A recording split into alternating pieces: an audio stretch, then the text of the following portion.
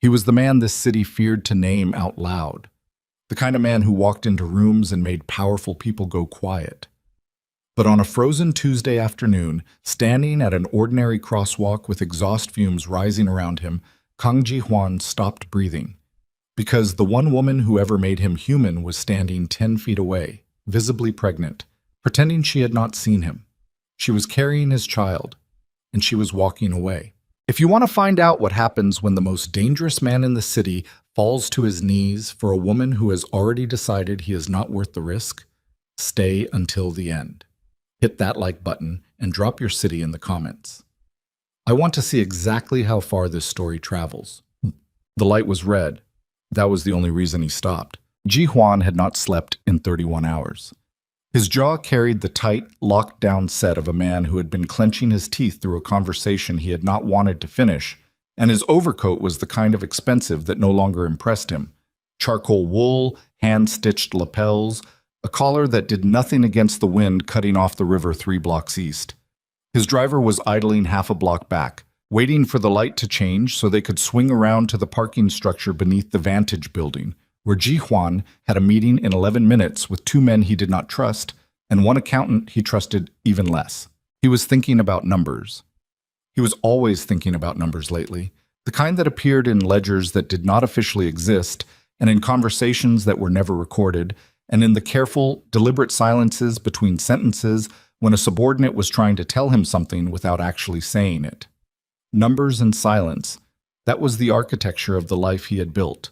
And he had built it so thoroughly, so completely, that most days he could not remember what existed before it. He was thinking about none of this when he saw her.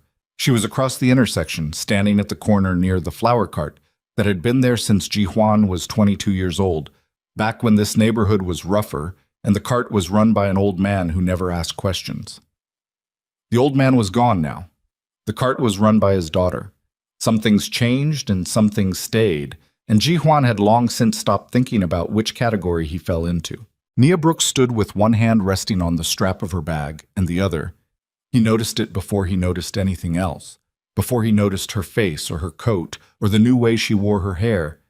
Her other hand rested low and instinctive and protective against the front of her coat, against the unmistakable curve beneath it. The air went out of him, not dramatically, not the way it happened in films where a man staggers back and grabs a lamppost and the camera lingers on his face while the music swells. It left him the way heat leaves a room when someone opens a window in January, quietly, completely, and all at once. One moment he was a man who had been running an empire for 11 years without flinching, and the next he was standing on a sidewalk with his hands at his sides, unable to produce a single coherent thought. She was pregnant.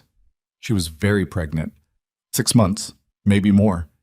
He did not know. He was not a man who calculated these things. But the evidence was undeniable, and it rewrote every assumption he had been carrying since the morning 14 months ago when she had signed her name on the last of the divorce papers and walked out of the attorney's office without looking back. The light changed. People moved. The intersection filled with bodies in coats and scarves. Everyone pointed somewhere with purpose, and Ji-hwan stood completely still in the middle of it while the city streamed around him like water around a stone. Nia had seen him. He knew because she went very still for exactly 2 seconds. Not frozen, not panicked, just still in the particular way of someone who has prepared for a moment and is now discovering that preparation and readiness are not the same thing. Then she straightened. She pulled her bag strap higher on her shoulder. She stepped off the curb with the careful, deliberate gait of a woman who has learned to move as though the ground beneath her cannot be trusted, and she walked into the crosswalk moving at an angle that would carry her across the street and past him and away before he had any reasonable opportunity to speak. He spoke anyway. Naya. One word.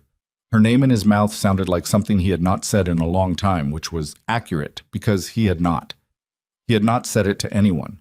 He had not even said it to himself in the dark at 3 a.m. when he woke up in a bed that was too large and too quiet, because saying it was the one indulgence he had decided he could not afford. She did not stop. Her pace changed, a fraction, barely perceptible, and she lifted her chin by about half an inch, which was the Nia Brooks equivalent of building a wall, and she kept walking. He caught up to her in 4 strides. Nia. Don't! Her voice was flat. Not angry. Anger would have been easier, would have given him something to press against. Just flat, like a door that has been locked from the inside and reinforced. She did not look at him. She was looking at the far curb, calculating the distance. I don't have anything to say to you. I'm not asking you to say anything. Then why are you following me? I'm walking next to you. Same thing. They reached the curb. She turned north without hesitation, as though she had somewhere specific to be, which Ji Huan suspected was not entirely true and was instead a navigational strategy. Keep moving. Stay in public.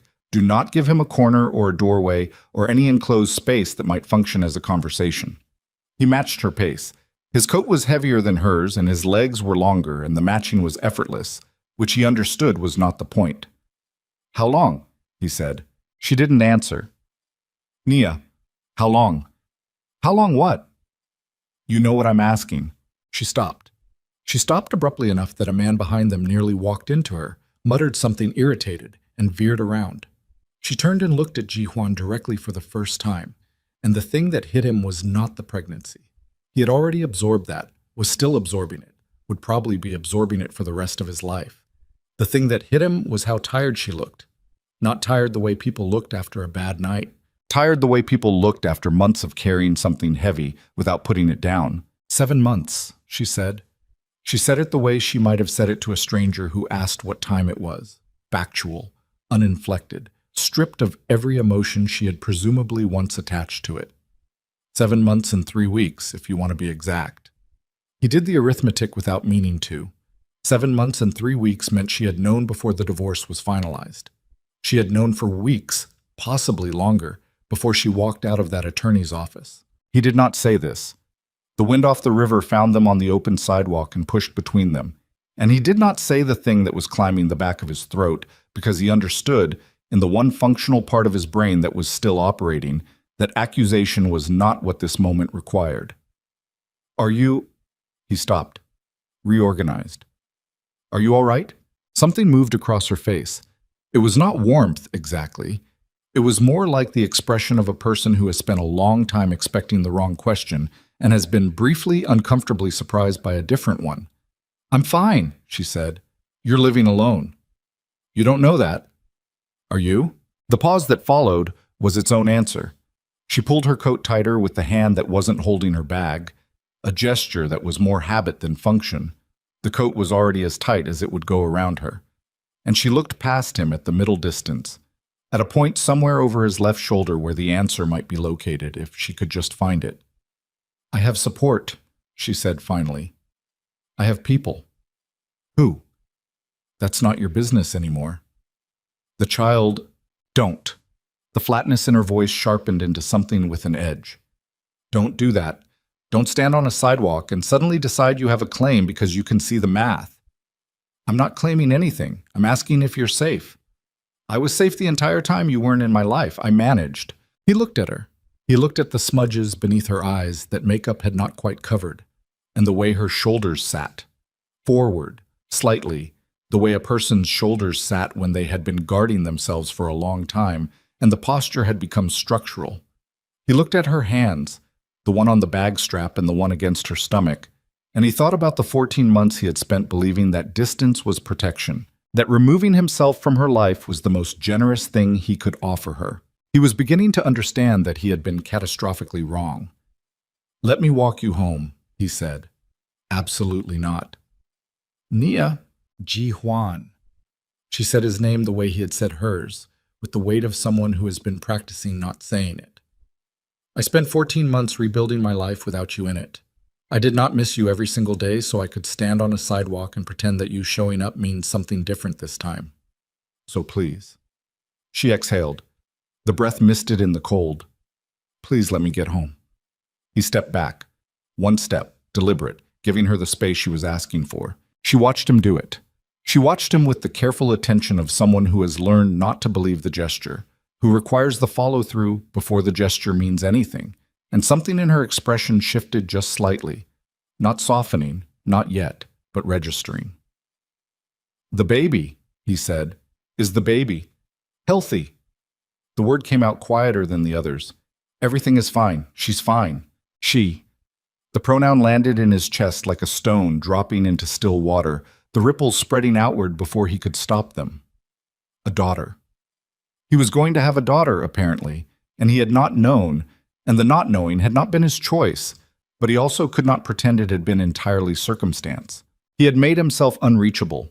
He had constructed the distance carefully and deliberately because he had told himself it was the honorable thing, and she had walked through that distance and taken his child with her and built a life alone in a city where someone was apparently watching her closely enough to know her every movement, and he had been on the other side of the wall he built, running numbers and ledgers that didn't exist, and none of it had protected anyone.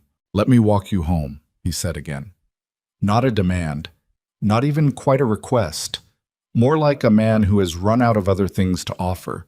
Nia looked at him for a long moment. The flower cart was behind him, half a block back, and the city moved around them with indifferent efficiency, and the cold was getting worse. "One condition," she said. "Anything. Don't make promises." Her eyes were steady on his.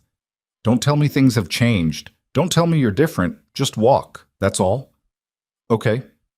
"I mean it. One word about what happened between us and I flag down that cab and you don't follow it." "I understand." She studied him for another 3 seconds, calculating something he didn't have the equation for, and then she turned and started walking. He fell into step beside her. He kept his hands in his pockets and his mouth shut, and he walked, and the city moved around them, and that was what it was. She had been living in a building on Crestline, 11 blocks from where he'd found her, in a neighborhood that was neither dangerous nor particularly comfortable. The kind of neighborhood that existed in the middle distance between what you needed and what you could afford, where the grocery store was 3 blocks in one direction, and the park was 4 blocks in another, and the building superfixed things eventually if you waited long enough. The kind of neighborhood Nia had described to him once, years ago, when they were still figuring each other out. She had grown up adjacent to neighborhoods like this, not in them, and she had told him that there was a specific texture to streets like these, a realness that the polished blocks further south had engineered out. He had bought her an apartment in one of those polished blocks when they were married. She had been grateful and uncomfortable in equal measure, and he had not understood that discomfort then the way he was beginning to understand it now. The building was 6 stories, brick, with a buzzer panel that had 3 non-functional buttons and a front door that required you to pull and push simultaneously in a specific sequence to get it open. Nia performed this sequence without thinking about it, which meant she had been doing it long enough for it to become automatic, which meant she had been here a while. He filed that away. She turned at the door. He had stopped at the base of the 3 steps that led up to it, maintaining the distance, as he had maintained it the entire 11 blocks, close enough to be present, far enough to give her room. "Thank you," she said. She said it stiffly, as though the courtesy required effort. "Do you have food?" he said. She blinked. "What?" "In the apartment. Do you have food, groceries?" "That is not a yes or no question." She stared at him. He watched the calculation happen behind her eyes. The assessment of whether this was controlling behavior dressed up as concern, whether the old patterns were reasserting themselves, whether she could afford to answer honestly. "I was going to order something," she said, which answered his question without answering it.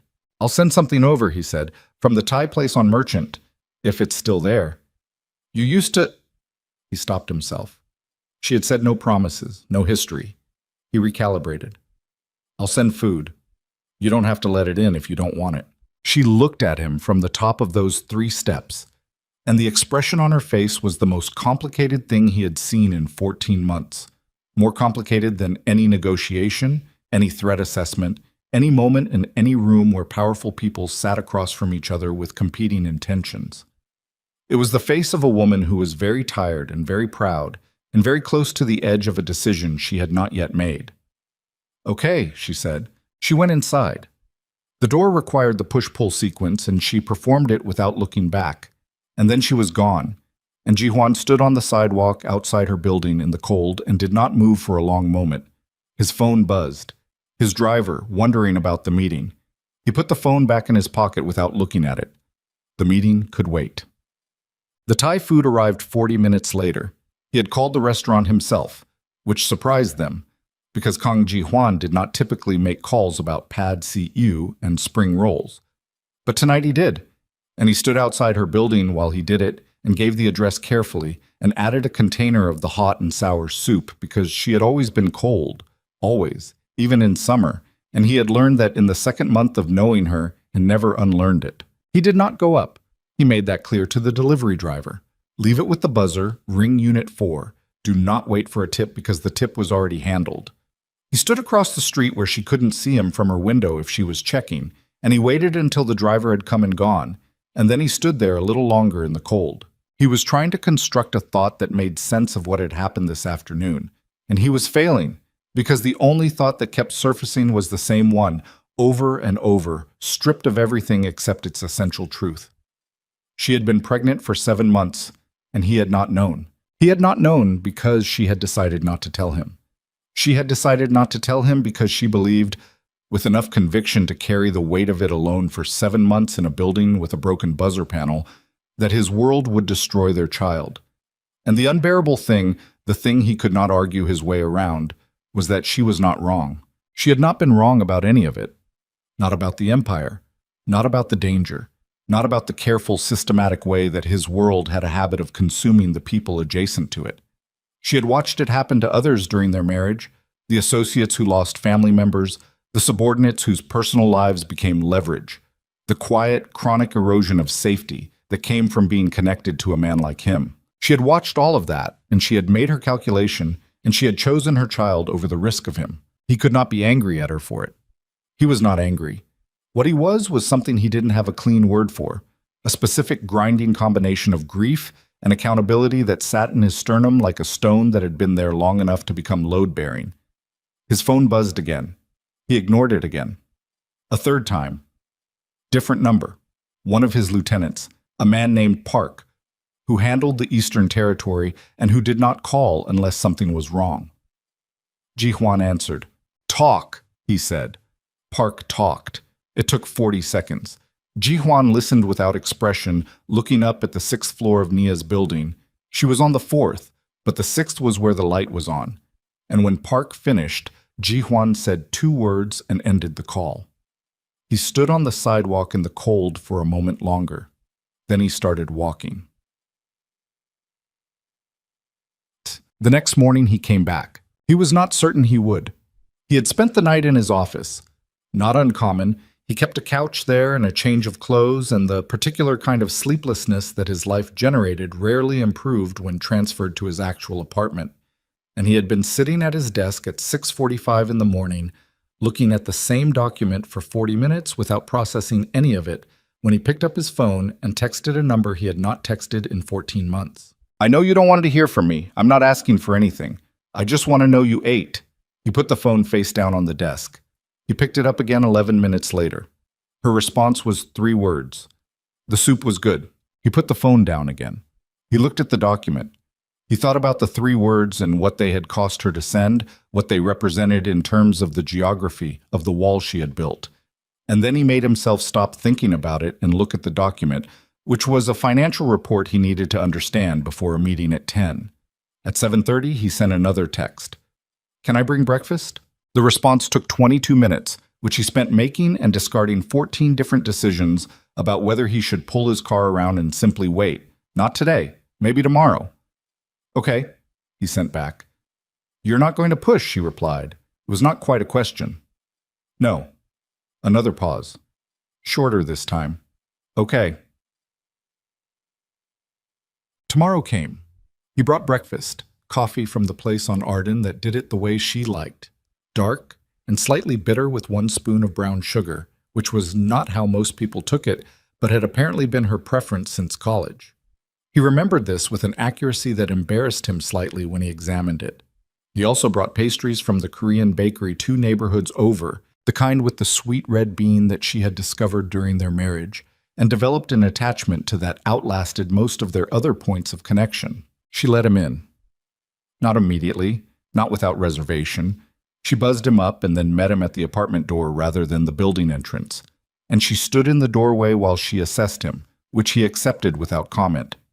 He handed her the coffee and the bag of pastries, and she accepted them with the careful neutrality of a person who is reserving all judgment. The apartment was small. He registered this without letting his face register it.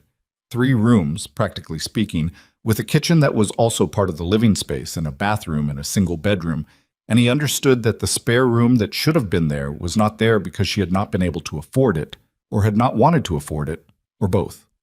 There was a crib in one corner, partially assembled, the instruction booklet sitting on top of it with a coffee ring on the cover that told him it had been sitting there for at least a few days. There were things on the walls that were hers, photographs from before, art prints she had always liked, a calendar on the kitchen wall with appointments marked in her handwriting, prenatal visits, dates, a reminder 2 weeks out circled twice. There were also things that spoke to the reality of her situation, in ways that settled in his chest with uncomfortable precision.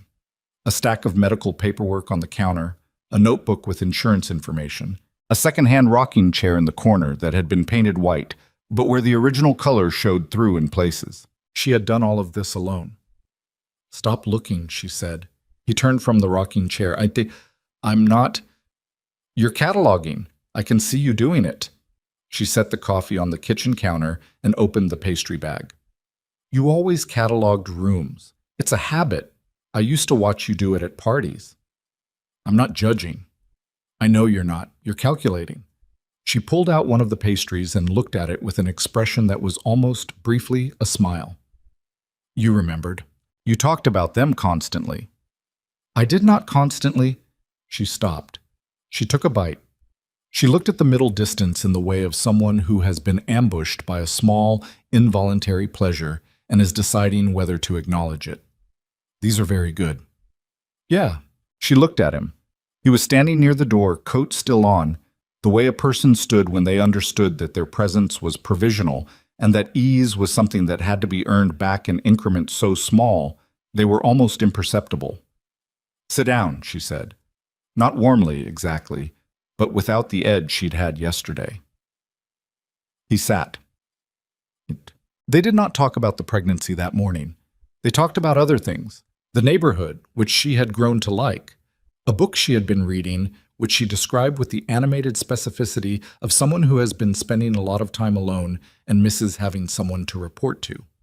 The bakery, which apparently had changed ownership since Ji Huan had last been there, but retained the recipes, which he noted as something to confirm later. They talked like people who have run out of small talk, and are therefore forced, by exhaustion, to talk about things that are actually true, and it was uncomfortable and also not entirely unpleasant. She did not tell him to leave after breakfast. She let him help with the dishes, which she did not need help with but allowed, standing at the sink while he dried, and he could see her watching him from the side of her eye with that same calculating expression, running the same assessment on a loop. Who is this person? Is he the person I knew? What does he want? What will this cost me? He did not ask to see the crib. He did not mention the medical paperwork. He did not bring up the divorce, or the apartment they had shared, or the morning she had left, or any of the 11,000 things that lived in the space between them. He dried dishes and listened to her talk about the book she was reading, and when she asked if he wanted more coffee, he said yes. It was not a breakthrough. It was one morning. But it was a morning that neither of them had expected to happen, and when he finally left at 10:30, she had a prenatal appointment and he had a meeting he could no longer postpone. She stood at the door and said, "The pastries were good." "I'll remember that," he said. "Don't read too much into it." "I won't." She looked at him for a moment with all the calculation in the world behind her eyes, and then she said, "Okay," in the tone of a woman issuing a provisional judgment, and closed the door. He walked down 4 flights of stairs and out through the push-pull door and stood on the sidewalk in the morning light with something he had almost forgotten how to carry, the specific fragile weight of a thing that might still be possible. He told himself not to trust it. He didn't trust it. He came back the next day anyway. The anonymous text arrived on a Wednesday, 3 weeks after the crosswalk. Nia had been showing him the ultrasound photos, not because she had planned to, but because he had asked about the appointment she'd mentioned, and she had answered because it was easier to answer than to explain why she wouldn't. And then somehow the photos were on the table between them, and he was leaning over them with an expression she had never seen on his face before, a complete and total absence of the control he typically maintained over his features, something raw and overwhelmed in its place. She had taken a photo of it, she realized, the ultrasound. She had pulled out her phone to look at the most recent image, and the phone had buzzed in her hand, and there was a notification she almost ignored and then did not ignore because the message preview was only 7 words, and those 7 words were enough. He was here this morning. Does he know? Unknown number. No name. No context. Except there was context, precisely because there was no name. Because anyone who knew her well enough to text her would have a name in the contact list, and this was not in the contact list, and the message was not an inquiry from a friend who had seen Ji Huan in the neighborhood. It was something else. It was the particular shape of something else. She set the phone face down on the table. Ji Huan was still looking at the ultrasound photo. He hadn't noticed. Ji Huan, she said. He looked up. He read her face. Whatever was on it, it was apparently enough. And the expression that had been there a moment before, the raw, unguarded thing, closed down and reconfigured into the other face, the face he wore when something required his full attention and he was deciding how to give it. What happened? He said. She turned the phone over. He read the message. She watched him read it. His jaw tightened by a fraction. She had learned to read the small calibrations of his body during their marriage, the way small movements in the architecture of his face indicated large movements in his interior. And then he looked up at her. When did this start? He said. That's the first one. Are you sure? She held his gaze. I would have told you. Something moved across his face that she chose not to examine too closely. Okay, he said. I need to... He stopped. He reached across the table and picked up his own phone. I need to make a call. Is that... Go ahead. He stood, moved to the window, spoke in Korean in a low voice. She could not hear the specifics. She sat at the table and looked at the ultrasound photo still lying there between the 2 coffee cups, their daughter's profile rendered in grayscale, and she pressed her fingers flat against the table and breathed. Someone was watching. Someone had been watching long enough to know about Ji Huan's visits, to know what time he arrived, to identify him as the relevant variable. Someone had her number. Someone had decided that she was worth the effort of monitoring. She had spent 7 months convincing herself that distance from Ji Huan was the protection she needed. She had constructed her entire calculus around that assumption, the belief that if she kept him out of her life, his world could not find her in it. She was beginning to understand that the calculus might have been wrong from the beginning. Ji Huan came back to the table. He sat down. He put both phones on the table, his and hers, and looked at her with the particular directness of a man who has decided that managing information is no longer the appropriate strategy. Tell me, she said before he could organize whatever he was planning to say. All of it, right now. He looked at her for a moment. There's a name, he said. Someone from before. I need to... He paused. I need to verify something before I tell you more because I don't want to give you a name and have it be wrong. How long to verify? By tonight? And if it's who you think it is? He put his hand flat on the table, not touching her, just on the table, present, a deliberate placement. Then I fix it, he said. She looked at his hand on the table. She looked at his face. She thought about the 7 months of silence and the push-pull door and the rocking chair she'd painted white and the stack of medical paperwork on the counter, all of it assembled in the careful, solitary architecture of a woman who had decided she could not afford to need him. She thought about the 7 words on her phone screen. He was here this morning. Does he know? Whoever had sent that message was not asking out of curiosity. Whoever had sent it was establishing something, a presence, a surveillance, a signal that said, I see you, I've always seen you, I've been watching this whole time. And the particular coldness of that signal was not the coldness of a stranger.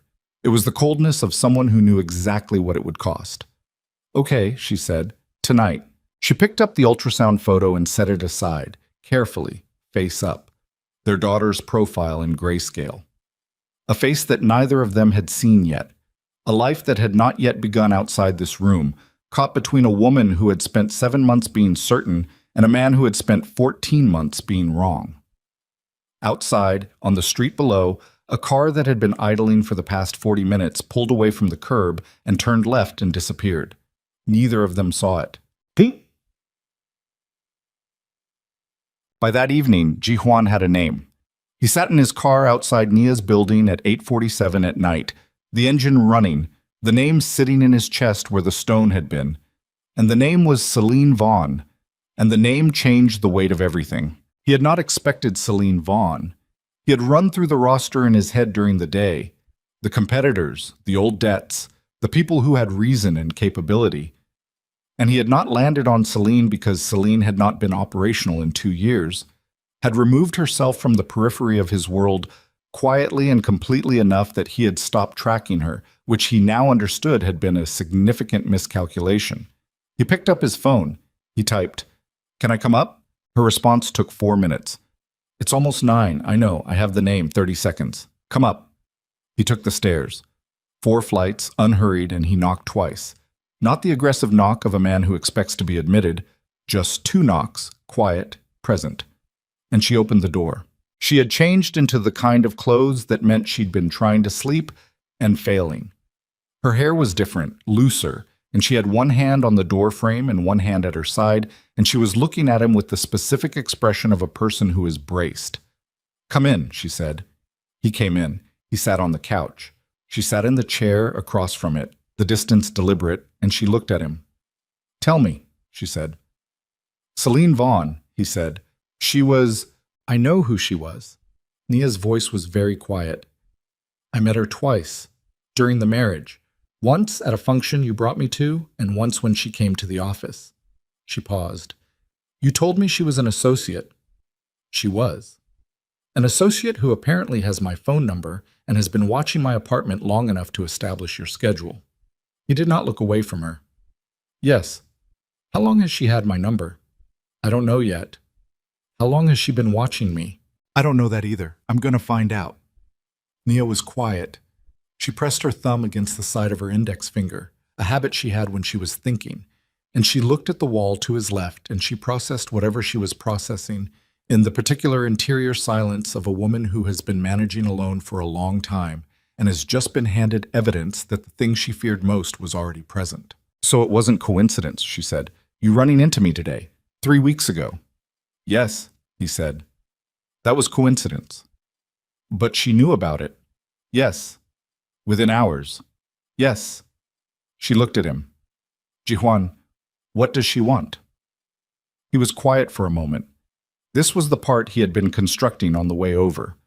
How to tell her without using it as a confession, without making it about himself when it needed to be about her safety. "She wants to prove something," he said. "About me. About what I am. She was—" He chose words carefully. "She was someone who believed she understood my world completely, and she was right, and when I cut ties with her professionally, she didn't take it neutrally. She's been gone long enough that I thought the matter was settled. And now she's texting me anonymous messages. It's a pattern," he said. "Psychological. She doesn't use direct threats. She uses presence.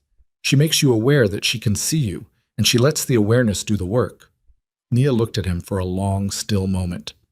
"You're telling me," she said very slowly, "that a woman who knows everything about your operation, has my phone number, and knows where I live, and is sending me messages designed to make me afraid, and this is because you cut ties with her professionally."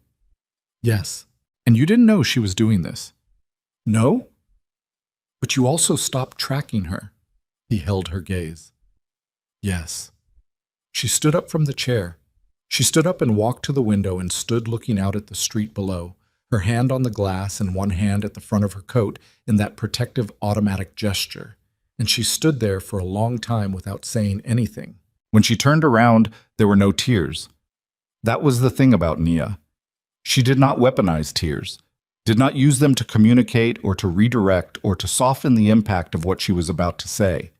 She stood there in her lived-in apartment with the partially assembled crib in the corner and the painted rocking chair and looked at him with clear, exhausted, entirely undeceived eyes. "This is exactly what I was afraid of," she said. "This is exactly the thing I spent 7 months trying to protect her from."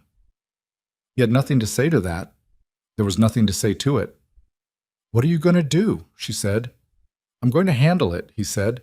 "Not the way you think. I'm going to—" "Don't tell me you'll make her disappear." "I'm not going to make her disappear. Because if you tell me that—" "I'm going to document it," he said. "Her messages, the surveillance, the pattern. I have an attorney. I'm going to give everything to the attorney and pursue it legally." He watched her face. "I know that's not what you expected me to say." It wasn't. He could see that it wasn't. I'm not doing this the other way, he said. Not for this. Not when it's about her. He nodded toward where her hand rested. I'm not putting that shadow on this. The apartment was very quiet. Outside, the city made its indifferent sounds.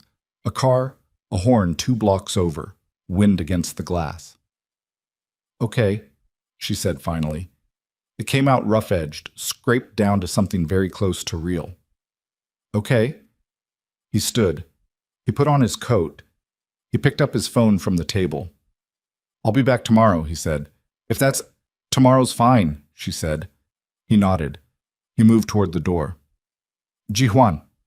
He stopped. She was standing in the middle of her apartment with her hand on her stomach and her chin up and the exhaustion in her face that he was beginning to understand was not something he had caused, but something he could, possibly, if she let him, help carry.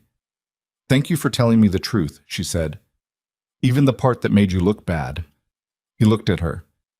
I should have been doing that the whole time, he said. He left. He went down 4 flights of stairs and through the push-pull door and out onto the street, and he looked up at her window for a moment. The light was on, warm and small against the cold. And then he pulled out his phone and called his attorney, and the call connected on the second ring, and he started talking. 3 blocks away, in a parked car with the engine off, a phone screen lit up in the dark. On it, a single line of text sent to a number that was saved under no name at all. He's building a case. Interesting choice. Let's see how long that lasts. The screen went dark. The city kept moving. The attorney's name was David Wu, and he had been Ji-hwan's legal counsel for 9 years, which meant he had seen things that would have ended a lesser man's career and had filed the appropriate paperwork for all of them, without once asking a question he didn't need the answer to. He was 61 years old, wore the same style of gray suit in rotation, and had the specific emotional temperature of a man who had long since made his peace with the nature of his clients. He listened to Ji-hwan for 12 minutes without interrupting. Then he said, You want to pursue this through civil harassment statutes? Yes. Not through your usual channels? No. Wu looked at him across the desk with the measured expression of a man assembling a question he already knew the shape of. Is this a strategic decision or a personal one? Both. That's honest. Wu picked up his pen. Tell me everything she's sent, dates, times, exact wording. I need the phone records, and I need documentation of any physical surveillance you can establish. I'll have it by Friday. I'll need her to be willing to make a statement. Ji-hwan was quiet for a moment. I'll ask her, he said. Wu looked at him over the top of his glasses. In 9 years, he had never looked at Ji-hwan quite that way. With something that was not quite surprise but was adjacent to it, the expression of a man recalibrating an assumption he had held for a long time. All right, Wu said. He wrote something down. I'll start drafting. Nia did not sleep well that night. She lay in the dark with her hand on her stomach and her eyes on the ceiling, and she went through the arithmetic of the past 3 weeks, the way she had gone through it before. The crosswalk, the walk home, the food that appeared without being asked for, the breakfasts, the careful maintenance of distance. And she tried to find the place where the calculation had gone wrong. She couldn't find it. That was the problem. The calculation had assumed that distance from Ji-hwan was a protective measure. What the text message had revealed was that the protection she'd built her entire arrangement around had never existed.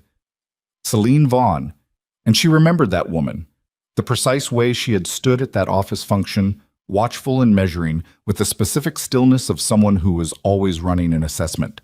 Celine Vaughn had apparently been watching from the beginning, before Ji-hwan had found her at the crosswalk, before any of this, which meant the danger was not something she had let back in by letting Ji-hwan back in. The danger had been there the whole time. She pressed her fingers against her stomach and felt her daughter move. A small shift, a repositioning, the particular interior weight of another person making themselves comfortable. And she stared at the ceiling and thought about what it meant to have been wrong about the most important decision she had made in the last 14 months. At 2 a.m, she got up and made tea. She stood at the kitchen window with the mug in both hands and looked at the street below, which was empty except for a cab moving through slowly and a man walking a dog on the far side. She looked at the parked cars. She did not know what she was looking for. She just looked. He came at 9 the next morning with coffee and without pastries. which told her something had happened because Ji Huan used food as a social regulator, and the absence of it meant he was not in a social mode. She opened the door before he knocked. She had heard him on the stairs.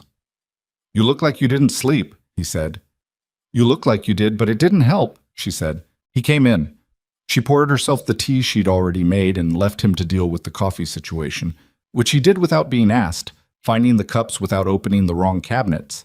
And that small navigation, the way he moved through her small kitchen with the easy spatial memory of a man who had been paying attention, irritated her slightly in a way she did not examine. They sat. The table between them had the ultrasound photo still on it, which she had not moved, which was its own statement. "I talked to my attorney," he said. "And?" "He's drafting a civil harassment filing. He needs documentation of everything, dates, messages, evidence of surveillance, and he needs—" He looked at her directly. "He needs a statement from you." She wrapped both hands around her mug. "A statement. Attesting to what she sent, what you received, when, the effect it had." "The effect it had," she repeated. "Like in court." "Potentially, yes." She was quiet for a moment. She looked at the steam rising from her mug. "So I become the evidence. You become the person who establishes the pattern." "Jihuan." She looked up. "I left your world specifically to not become a piece of a legal proceeding." He held her gaze. He did not look away or reframe or offer her a version of the thing that was easier to swallow. "I know," he said, "and I'm sorry. I'm sorry that what I'm asking you to do is the thing you spent 14 months making sure you'd never have to do." It landed without deflection, and she felt it land, and that was worse in some ways than if he had argued with her. "Let me think about it," she said. "Okay." "Don't push." "I won't." She believed him. She believed him, and that was the part that made her jaw tighten, because believing him required recalibrating every protective instinct she had spent 14 months building into infrastructure. "What is she actually after?" Nia said. "Not the psychological explanation, the actual goal." Jihuan set his cup down. "She wants me destabilized. Specifically, she wants to demonstrate that I can be reached through personal attachment. It's not about you. Not primarily. You're the mechanism." That's a very clinical way to describe someone threatening a pregnant woman. "I know." "It also implies she knew about the pregnancy." He was quiet for a beat. "Yes." "How long has she known?" "I don't have that answer yet." "But longer than 3 weeks." "Probably." Nia set her mug down. She set it down carefully and folded her hands on the table and looked at them, at her own hands, and she did the breathing she had learned to do when panic tried to establish itself. Slow, measured, functional. "She's been watching me carry this baby," she said, "for months. Possibly most of the pregnancy. I don't know the timeline yet, but it's possible." He didn't answer, which was its own answer. She stood up.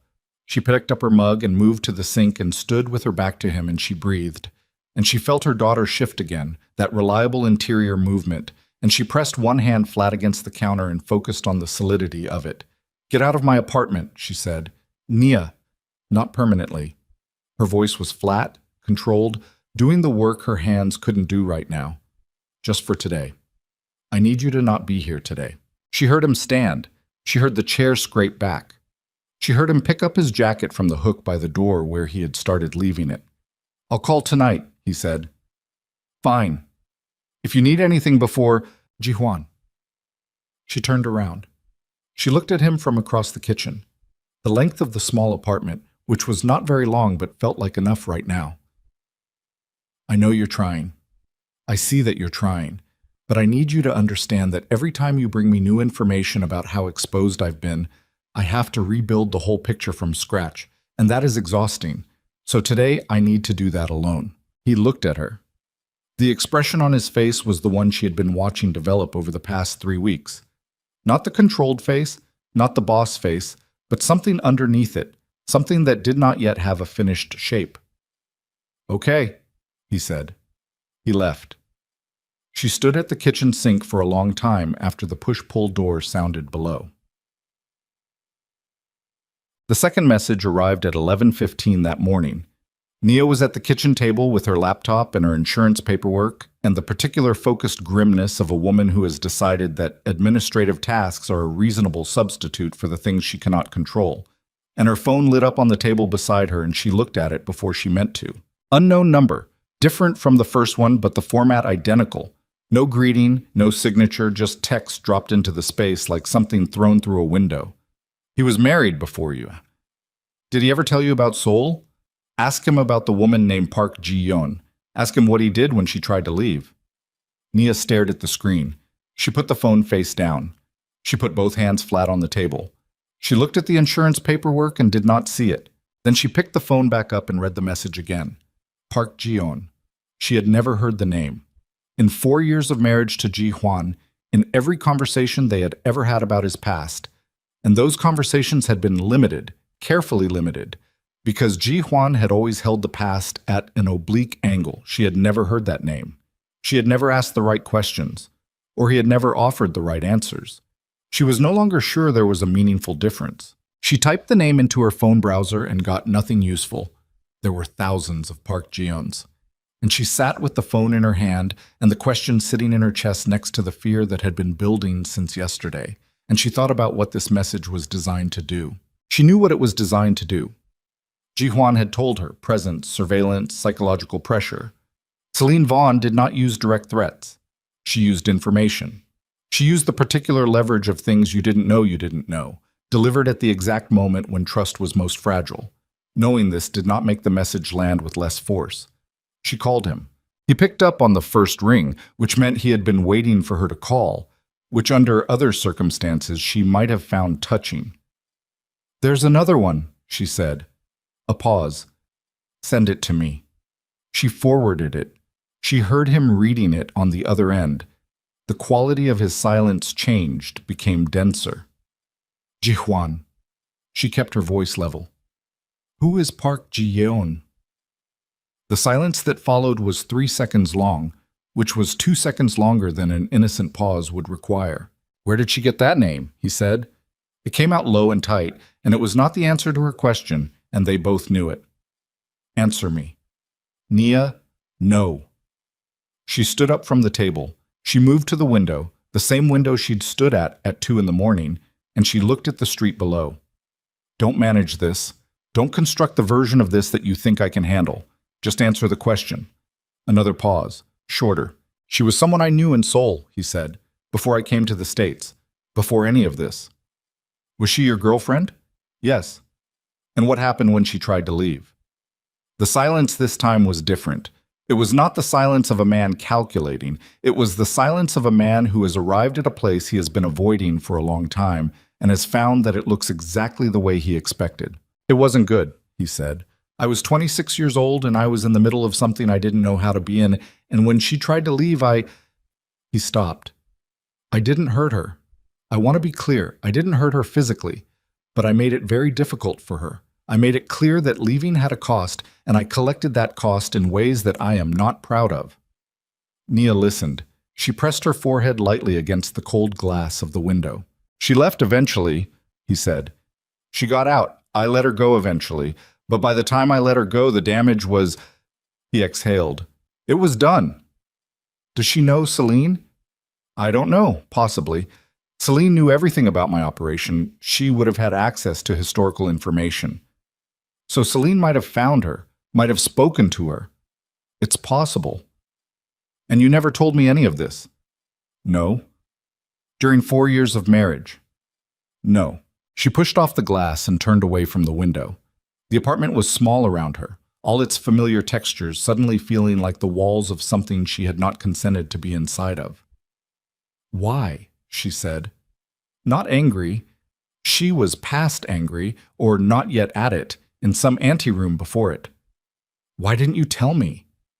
"Because I was ashamed of it," he said, "and because telling you would have required me to examine what it said about who I was, and I was not ready to examine that." She stood in the middle of her apartment and held her phone and let that sit. "Are you ready now?" she said. "I don't have the luxury of not being ready now." It was not the right answer. It was also the true one, and she was tired enough and honest enough with herself to recognize the difference. "I need to think," she said. "I know." "Don't call me tonight. I'll call you." Okay. She ended the call. She stood in the middle of the apartment and her daughter moved inside her. That shift, that reliable weight.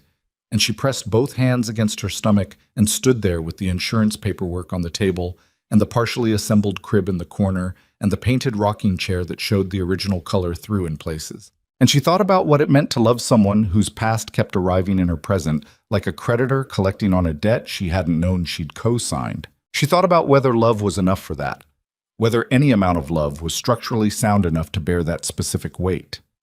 She did not arrive at an answer. Jihuan sat in his car outside his office building for 22 minutes after the call ended. His driver did not ask. His driver had learned over 6 years that there were conditions under which questions were not the appropriate response. He sat and looked at the message she had forwarded. Celine had found Jian. That was the implication.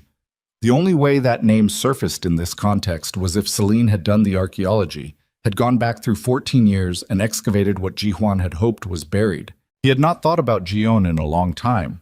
That was both true and dishonest in the way of things that are technically accurate and functionally evasive. He had not thought about her deliberately, had placed her in the category of things he understood but did not revisit. He had been 26, and he had been ruthless in ways that had not yet finished becoming what they were becoming. And he had not known how to receive the decision of a woman who decided she did not want to be part of the life he was building. He had known better by the time he met Nia. He had believed he had processed the lessons. What he had done, he now understood, was cover them, not process them. Cover them with enough construction that they no longer interfered with his daily operations. Celine knew the difference. Celine was the most precise instrument he had ever encountered for identifying the gap between what a person believed about themselves and what was actually true. And she had spent 2 years inside his operation learning exactly where those gaps were.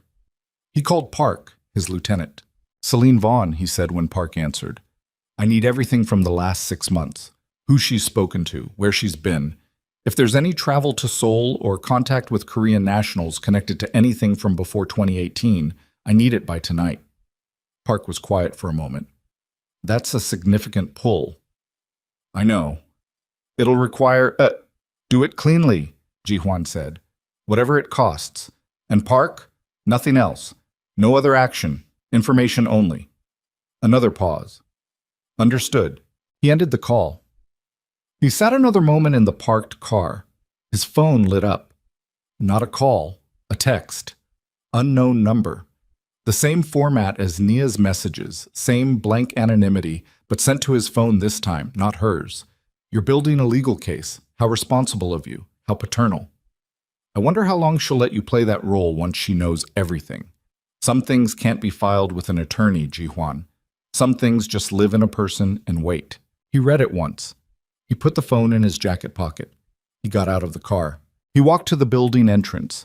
He was thinking, and the thing he was thinking was not about Celine, not about Jion, not about the legal case or the messages or the exposed surveillance. He was thinking about Nia standing at her window at some point last night, looking at the street below, deciding whether the cars parked there were ordinary cars. He was thinking about her doing that alone, in the dark, with his daughter moving inside her, deciding whether she was safe. He went inside. He had 2 hours of meetings and a stack of decisions that required his signature and an empire that had been running on his attention for 11 years. And he walked through the lobby of his building with all of it waiting for him. And the only thing he could clearly see was a small apartment on Crestline with a rocking chair that had been painted white to cover something older, and a woman who had been right about every single thing she was afraid of. He sat through the meetings. He signed the papers. He did the work. At 8:45 that evening, his phone lit up with her name, her actual name in his contacts, not an unknown number. And he answered before the first ring finished. I'm not ready to trust you completely, she said. No greeting, straight to it. I want that to be clear. Clear, but I also... A pause. He could hear her breathing, slightly uneven, the sound of someone who had spent a day working through something hard and had arrived somewhere they had not fully anticipated.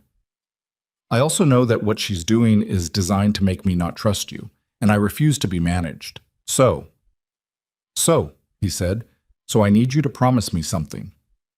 Ask. Everything, she said. Whatever she sends me, whatever she digs up, whatever comes next, I hear it from you first. Not from an anonymous text, not from a message designed to destabilize me. You get ahead of it, every time. He was quiet for a moment. That means telling you things I have not wanted to tell anyone, he said. I know what it means. Some of it is Jihuan. Her voice was steady and direct, and carrying the weight of a woman who has already decided she can handle what she's asking for. I'm 7.5 months pregnant, and someone has been watching me for God knows how long, and I am done being the last person in the room to understand what's happening. So yes, all of it. Whatever she knows, you tell me first. He stood at his office window. The city below him moved in its relentless way. Light and traffic, and the distant sound of something that might have been construction or might have been something else. And he thought about what he was agreeing to, what it would cost, what it would uncover in him that had been covered for a long time. Okay, he said. Thank you. Naya, he stopped. What? The prenatal appointment next week, on the calendar. You circled it twice. A pause. What about it? Can I come? The silence that followed was long enough that he almost took it back. Then she said quietly, with the particular quality of something that costs more than the words suggest. Yes. The appointment was on a Thursday, and they sat in the waiting room of the clinic on Haverford Street with 4 other couples and one woman alone with a magazine. And it was the most ordinary thing Jihuan had done in years. A plastic chair, fluorescent light, a magazine rack with issues from 4 months ago, and he sat next to Nia with 6 inches between them and said nothing, because nothing was what she had not asked him for, and it was the thing he was learning he could give. The nurse called her name. Nia stood, looked at him. The question was in the look, and he stood with her. They went in together. The doctor was a woman in her 40s with a calm, efficient manner and the specific kind of directness that came from delivering important information to people who were not always ready to receive it. She acknowledged Jihuan without making the acknowledgement into a conversation, which he appreciated. The ultrasound machine was cold and clinical, and the room was small, and Nia lay on the table, and the gel was applied, and the room filled with the sound he was not prepared for. The heartbeat, fast and steady and entirely certain of itself. A sound that had no concern for the 14 months of separation, or the anonymous messages, or the legal filing in progress, or the name Park Ji-yeon, or any of the architecture of failure and damage, and careful covering that Jihuan had been building and dismantling. A sound that simply existed, rapid and reliable, inside the woman on the table, inside their daughter, inside the small room on Haverford Street.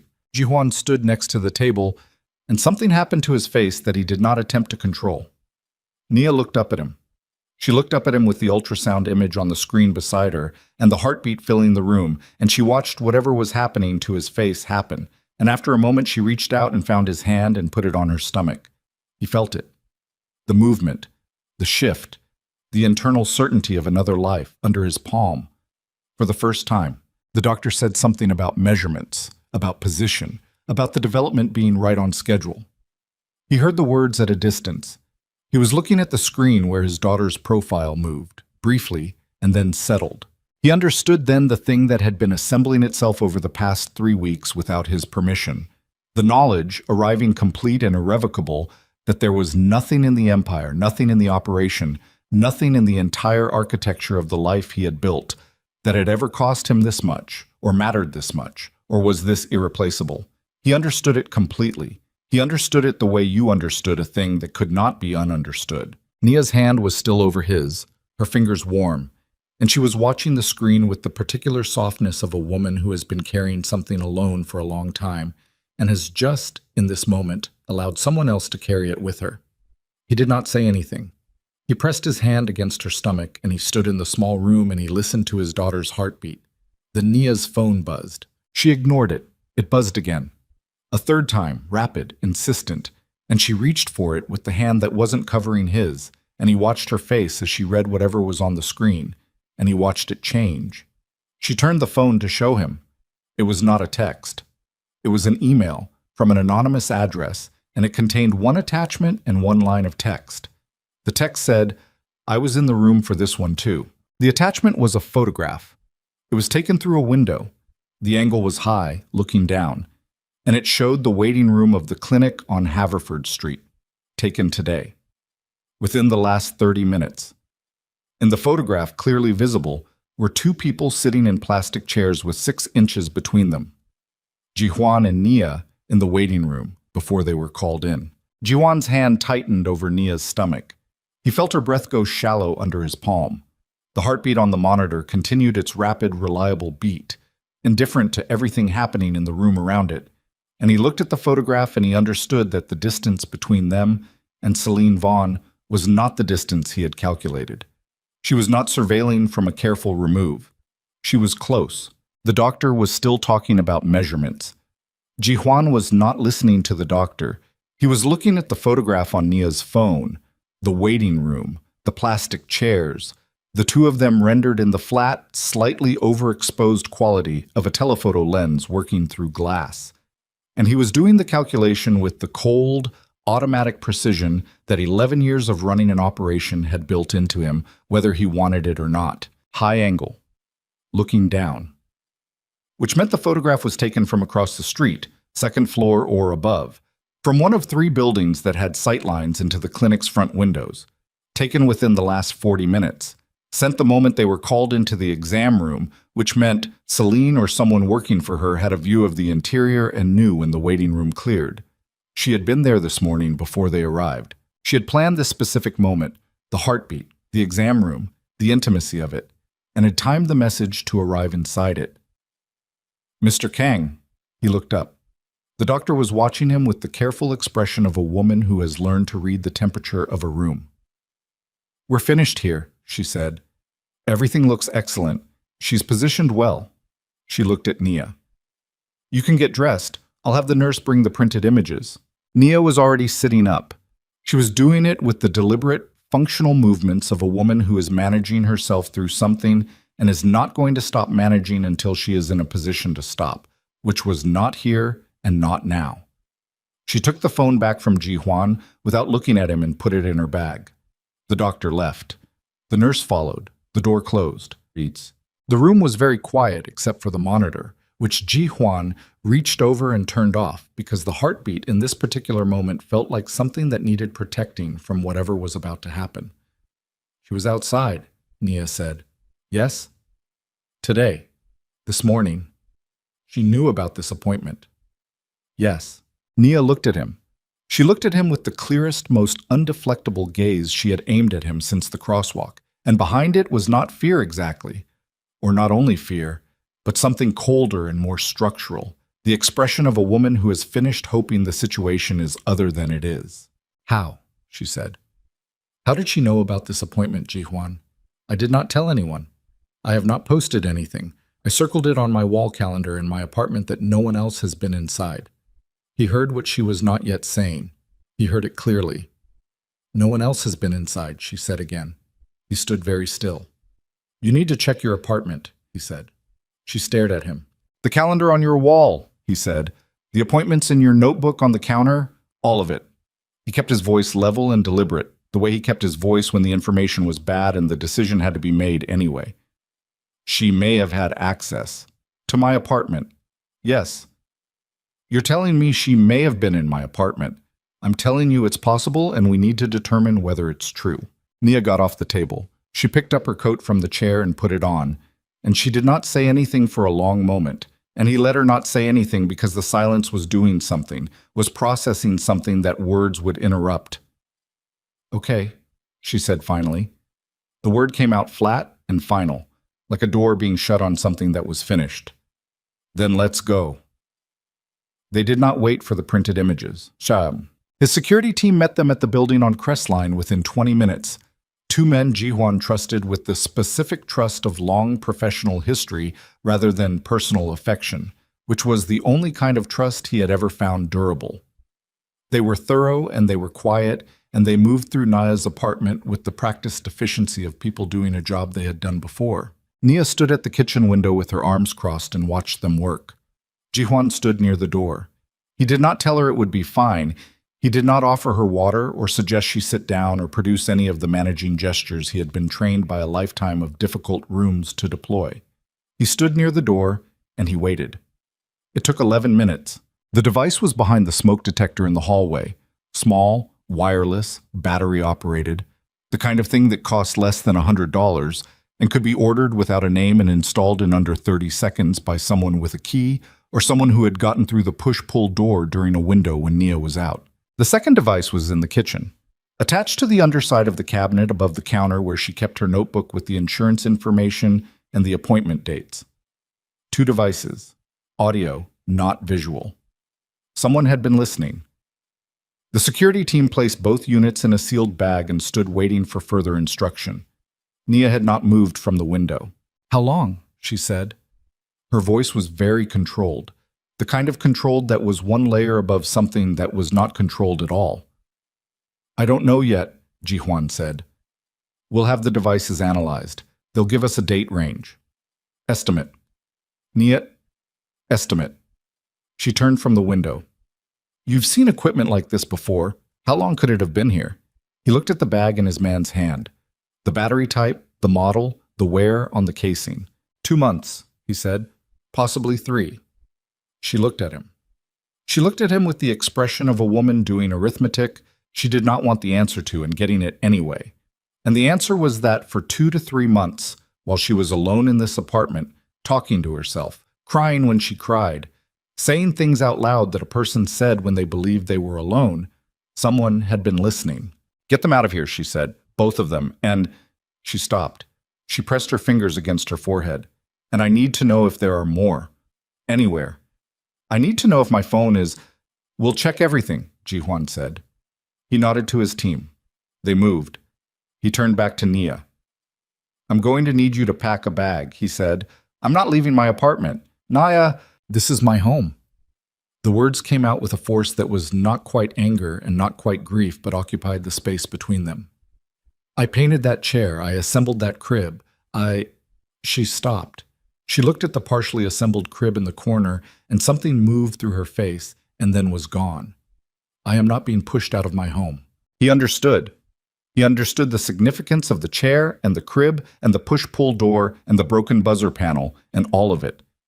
The entire carefully constructed evidence of a life that she had built with her own hands to prove she did not need what she had given up. "Not permanently," he said. 3 days. While we do a full security assessment of the building, identify how she got in, and establish whether there are additional devices." "And where would I go?" "Somewhere safe." She looked at him. The weight of the question she was not asking was present in the room like a third person. "I have a place," he said. "Secure. She doesn't know it. It's not in any records connected to me or to this situation. You would have your own space. I would not impose." "You would be there." "Yes." She looked at the crib. She looked at the rocking chair. She looked at the calendar on the wall with the circled dates that someone had been reading for months. "One condition," she said. "Name it." "We come back here. When this is resolved. This apartment. I come back here." "Yes." "I mean it. I don't get relocated into your world. We fix this, and I come home." "You come home," he said. She held his gaze for a moment, checking the weight of the words against the expression on his face, running the assessment she had been running since the crosswalk. "Fine," she said. "Give me 20 minutes." She packed with the efficiency of someone who has learned not to be attached to the logistics of movement. A single bag, practical, no sentiment in the selection. Ji-hwan did not help. He stood in the hallway and made calls, and she packed, and they were out of the building in 24 minutes. In the car, she did not speak for the first 10 blocks. The city moved past the windows in its indifferent way, and she sat with her bag on her lap and her hand on her stomach and looked straight ahead. "Tell me about Celine," she said. "Not the explanation you've been managing, the real one." He looked at the back of his driver's head for a moment. "She came into my operation 8 years ago," he said. "Through a professional introduction. She was precise. She had a specific talent for identifying vulnerability in systems, in people. I used that talent for 2 years. Professionally?" A pause. Brief, but present. "And personally," he said. For a period, Nia did not react visibly. He had learned to watch for the small reactions, the slight adjustment of her breathing, the fraction of tension in her jaw. And they were there, but contained. "During our marriage," she said. "No." He said it without hesitation, because it was true, and truth was the agreement he had made. Before we met. It ended 2 years before you and I, but she knew about me. During our marriage. Yes, she knew about you. And she removed herself, he said, at the time. She left the operation, removed herself from my proximity.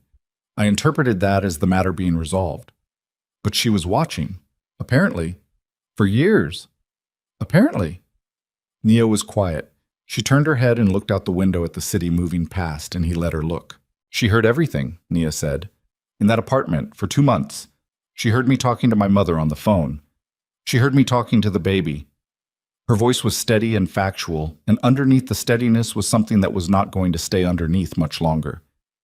She heard me cry at 3 in the morning because I was scared and alone, and I didn't want to admit how scared I was. He had nothing to offer against that. There was nothing that functioned as an adequate response to it. So he said the only thing that was true. I know. That's personal, she said. What she did with those devices, that's not strategic. That's not about you. That's personal against me. Yes. She hates me. She doesn't know you, he said. She hates what you represent. Which is what? He looked at her profile against the window. The fact that I was capable of it. She turned and looked at him. Capable of what? She said. Of the thing she decided I wasn't capable of, he said. He stopped. Of actually loving someone was what he did not say, because it was true, and it was the kind of true that required the right moment to survive being said. Of choosing differently. Nia looked at him for a long moment. The car turned, the light changed, and she turned back to the window. Okay, she said quietly. Not agreement, just acknowledgement. The word she used when she had absorbed something and needed time to decide what to do with it. The safe house was an apartment in a building that did not appear on any record connected to Ji Huan's name, held through 3 layers of corporate structure. Used perhaps twice in the past 5 years, clean and spare, and entirely without the markers of his usual life. Nia walked through it once, assessed it with the same systematic attention she brought to every new space, and said nothing except, the bed in the second room, which he interpreted correctly as her staking her claim to the room that was not the primary one. She was in that room with the door mostly closed when his phone rang at 10:40 that night. It was Park. Talk, Ji Huan said. He was at the kitchen table with a glass of water and the sealed evidence bag on the counter, and the specific quality of wakefulness that came from being too alert for sleep. Park talked for 4 minutes. Ji Huan listened. He did not move. He listened the way he listened when the information was the kind that rearranged the architecture of everything around it. When Park finished, Ji Huan said, "Say the name again."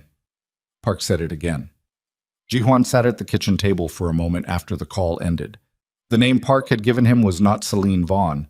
It was Lee Min Jun, who had been with Ji Huan for 7 years, and who was currently 3rd in the operational hierarchy, and who had access to scheduling information, building security systems, communication intercepts, and the physical address of the apartment on Crestline, an address that Ji Huan had located for himself and had never shared with anyone except the one person he had trusted to run the security assessment. He had trusted Park. Park had told him Min Jun. He sat with that for a moment.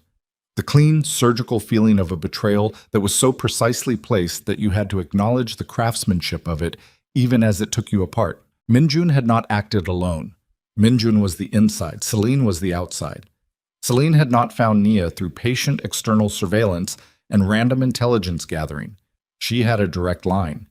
She had been fed information about Nia's address, her phone number, her building entry sequence, her appointment schedule, her daily patterns, directly from inside Ji Huan's operation, for 2 months, possibly longer.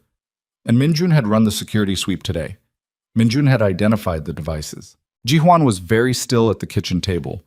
He was thinking about what Min Jun had had time to do between the clinic this morning and the security sweep this afternoon. What he had observed, what he had relayed.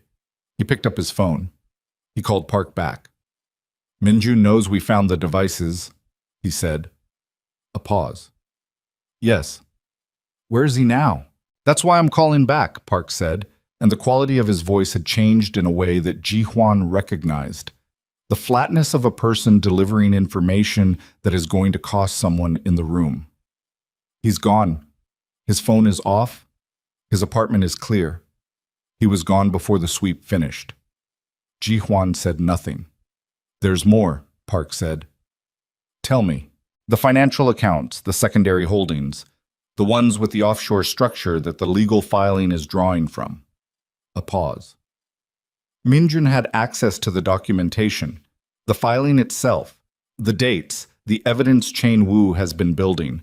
All of it went through systems Minjun could read. Ji Hwan set his glass of water down very carefully on the table. Celine has the legal filing, he said. She has everything in it, Park said. Every piece of evidence, every name, every financial connection.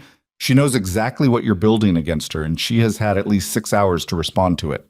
The room was very quiet. Somewhere in the building, a pipe moved with the small sound of old construction settling, and Ji Hwan sat at the kitchen table in the safe house that was no longer a safe house, because Minjun had run the security sweep, had been inside it, had almost certainly relayed the address, and looked at the glass of water on the table. The glass of water was very still. Get Wu on the phone, he said. Tonight. Now. Tell him to assume the filing is compromised and nothing in it is protected. And Park... He stopped. I know, Park said quietly. I'm already looking. Ji Hwan ended the call. He sat at the table for 30 seconds. 30 seconds of complete and absolute stillness, the kind that happened when a man was moving very fast on the inside and had learned that the outside needed to be the opposite. Then he stood and walked to the door of the second bedroom and knocked twice. A pause. What? I need to tell you something. Another pause. The door opened.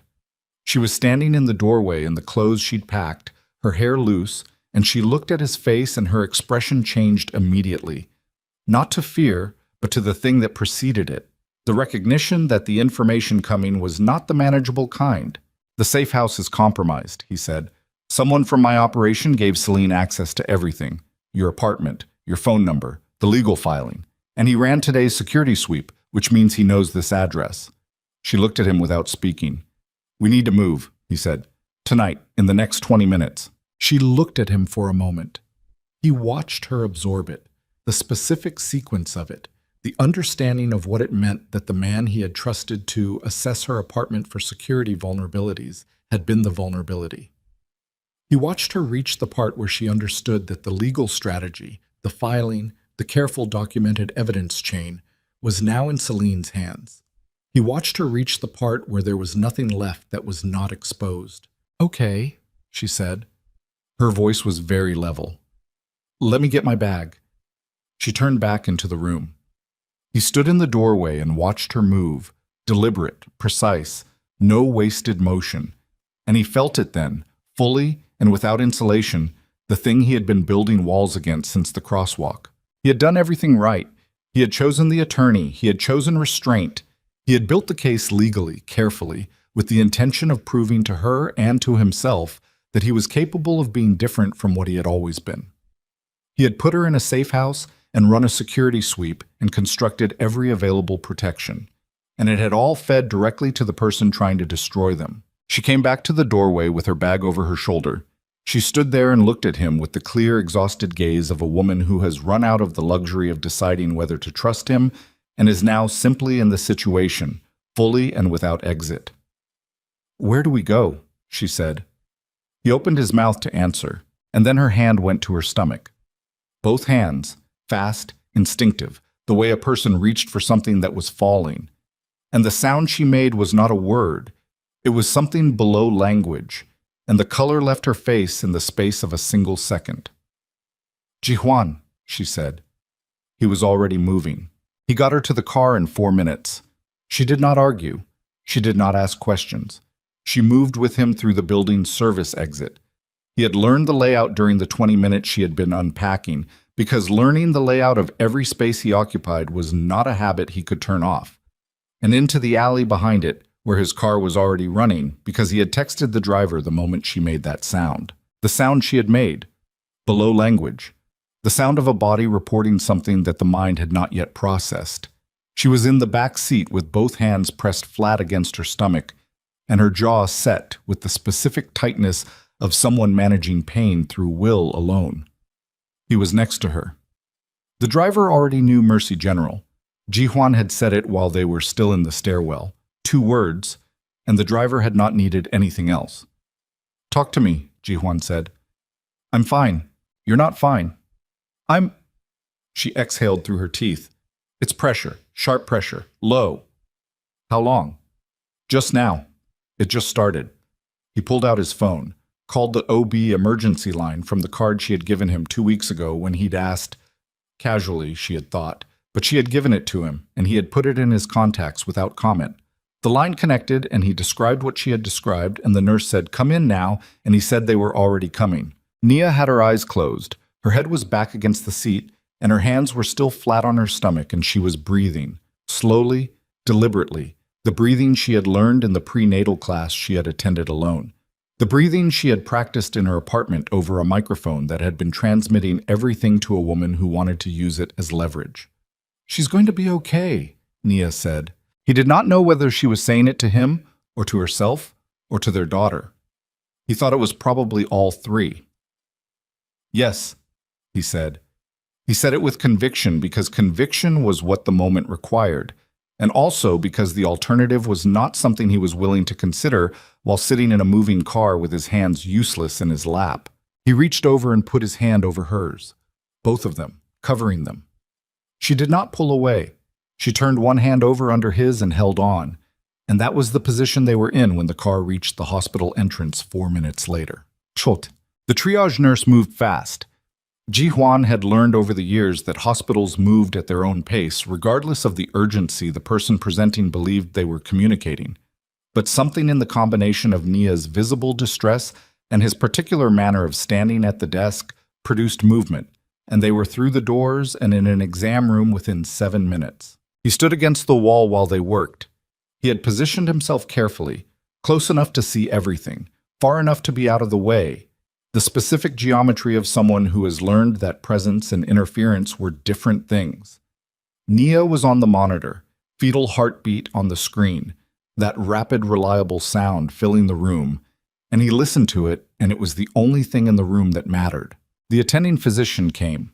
She was young, younger than Ji-hwan had expected, which was a reaction he recognized as irrational. And she moved with the compressed efficiency of someone who had been through many of these and understood that the outcome was what mattered, not the presentation. "Pain level, 1 to 10, she said to Nia. 6, maybe 7. Constant or intermittent? Intermittent. Started about 15 minutes ago. Any bleeding? No. Have you been under significant stress today? Nia made a sound that was almost a laugh. It came out wrong, compressed by pain and exhaustion into something that was more like a cough. Yes, she said. The doctor looked at the monitor. She looked at the numbers. She adjusted something and looked again.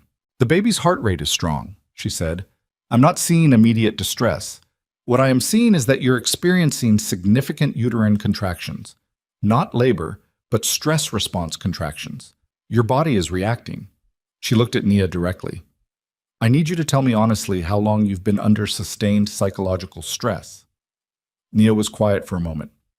Months, she said. The doctor nodded once, the nod of someone who has just confirmed a suspicion. We're going to keep you for observation tonight. I want to get your blood pressure down, monitor the contractions, and make sure they don't progress. If everything stabilizes in the next 2 to 3 hours, you are not in labor and you are not at immediate risk. She paused. But I need you to understand something. You are 32 weeks pregnant. The psychological pressure you have been experiencing has a direct physiological effect. This will happen again if the stress continues. She looked at Ji-hwan when she said the last sentence. Not accusatorially, just factually, the way a physician looked at the relevant variable in the room. It won't continue, he said. The doctor looked at him for a moment longer, assessing in the way of someone deciding whether a statement was a promise or a performance. And then she returned to her chart. I'll have a nurse get you something for the pain, she said to Nia. Rest. That's the only instruction right now. She left. The room was quieter without her. The monitor continued its rapid, reliable report. Nia lay with her eyes on the ceiling, and Ji Huan stood against the wall, and the only sound between them was the heartbeat and the distant sounds of the hospital operating around them. "She told you to fix it," Nia said. Her voice was quieter than it had been in the car, the pain medication starting to reach the edges of things. "Yes." "Are you going to?" "Yes." "How?" He had been asking himself that question since the moment in the kitchen of the safe house, sitting at the table with the glass of water and the evidence bag and the knowledge that his legal strategy was in Celine's hands. He had been running it on a loop through the car ride and the triage and the standing against the wall, and he had arrived at an answer that was not the answer he had promised himself he would use. "I need to go," he said. She turned her head and looked at him. "Not for long," he said. 2 hours. 3 at most. "I need to—" "Ji Huan." Her voice was flat and direct and entirely unmedicated in its clarity. "Tell me what you're going to do." He looked at her. On the monitor, their daughter's heartbeat filled the room. "I'm going to find Min Jun," he said, "and I'm going to find out exactly what he gave her and when and what she intends to do with it. And then I'm going to find Celine, and I'm going to end this." "End it how?" "Not the way you're thinking. You said that before." "I know. And then Min Jun was in my apartment and the filing was compromised and we're in a hospital room." She looked back at the ceiling. At some point, the meaning of words has to match the outcome. He stood against the wall. He took that without deflecting it, because it was accurate and she had earned the right to say it. "I'm not going to hurt anyone, Mose," he said. "I'm going to get in front of her, face to face. No intermediaries, no documentation, no filing. Me and her in a room, and whatever leverage exists between us used directly." He paused. "She wants a reaction from me. She has been engineering a reaction from me for months. I'm going to give her one, just not the one she's planned for." Nia looked at the ceiling for a long moment. "There's a nurse outside," she said. "She'll come if I press the call button." "Yes? And you'll have your phone, on the whole time." She closed her eyes. The monitor reported steadily. "Go," she said. "Go and come back." He moved to the side of the bed. He stood there for a moment. He did not know what the gesture was, only that there needed to be one, something that was not words. And he put his hand briefly against the side of her face, and she turned into it slightly, just slightly, the way a person turned toward warmth without meaning to. Then he straightened and walked out. Park met him in the hospital parking structure on the second level. Park was 53 years old and built like a man who had grown up expecting physical confrontation and had developed his body accordingly, and then discovered that the confrontation most worth winning was informational. He had a phone in each hand and the expression of someone who had not slept and was not planning to. "Min Jun's phone pinged a tower in the Garfield district 40 minutes ago," Park said. "He's still in the city." "He's waiting," Ji Huan said. "For what?" "For instruction. From her." Ji Huan took the phone Park extended, a secondary line untraceable. "She hasn't told him what to do next, which means she hasn't decided yet, which means she's still building towards something." "The filing," Park said. "If she releases what's in it—" "She won't release it," Ji Huan said. "Release it and it's finished. She holds it, she has leverage. Selene does not destroy weapons. She uses them." "So she wants a meeting. She wants me to come to her," Ji Huan said. "That's what all of this has been.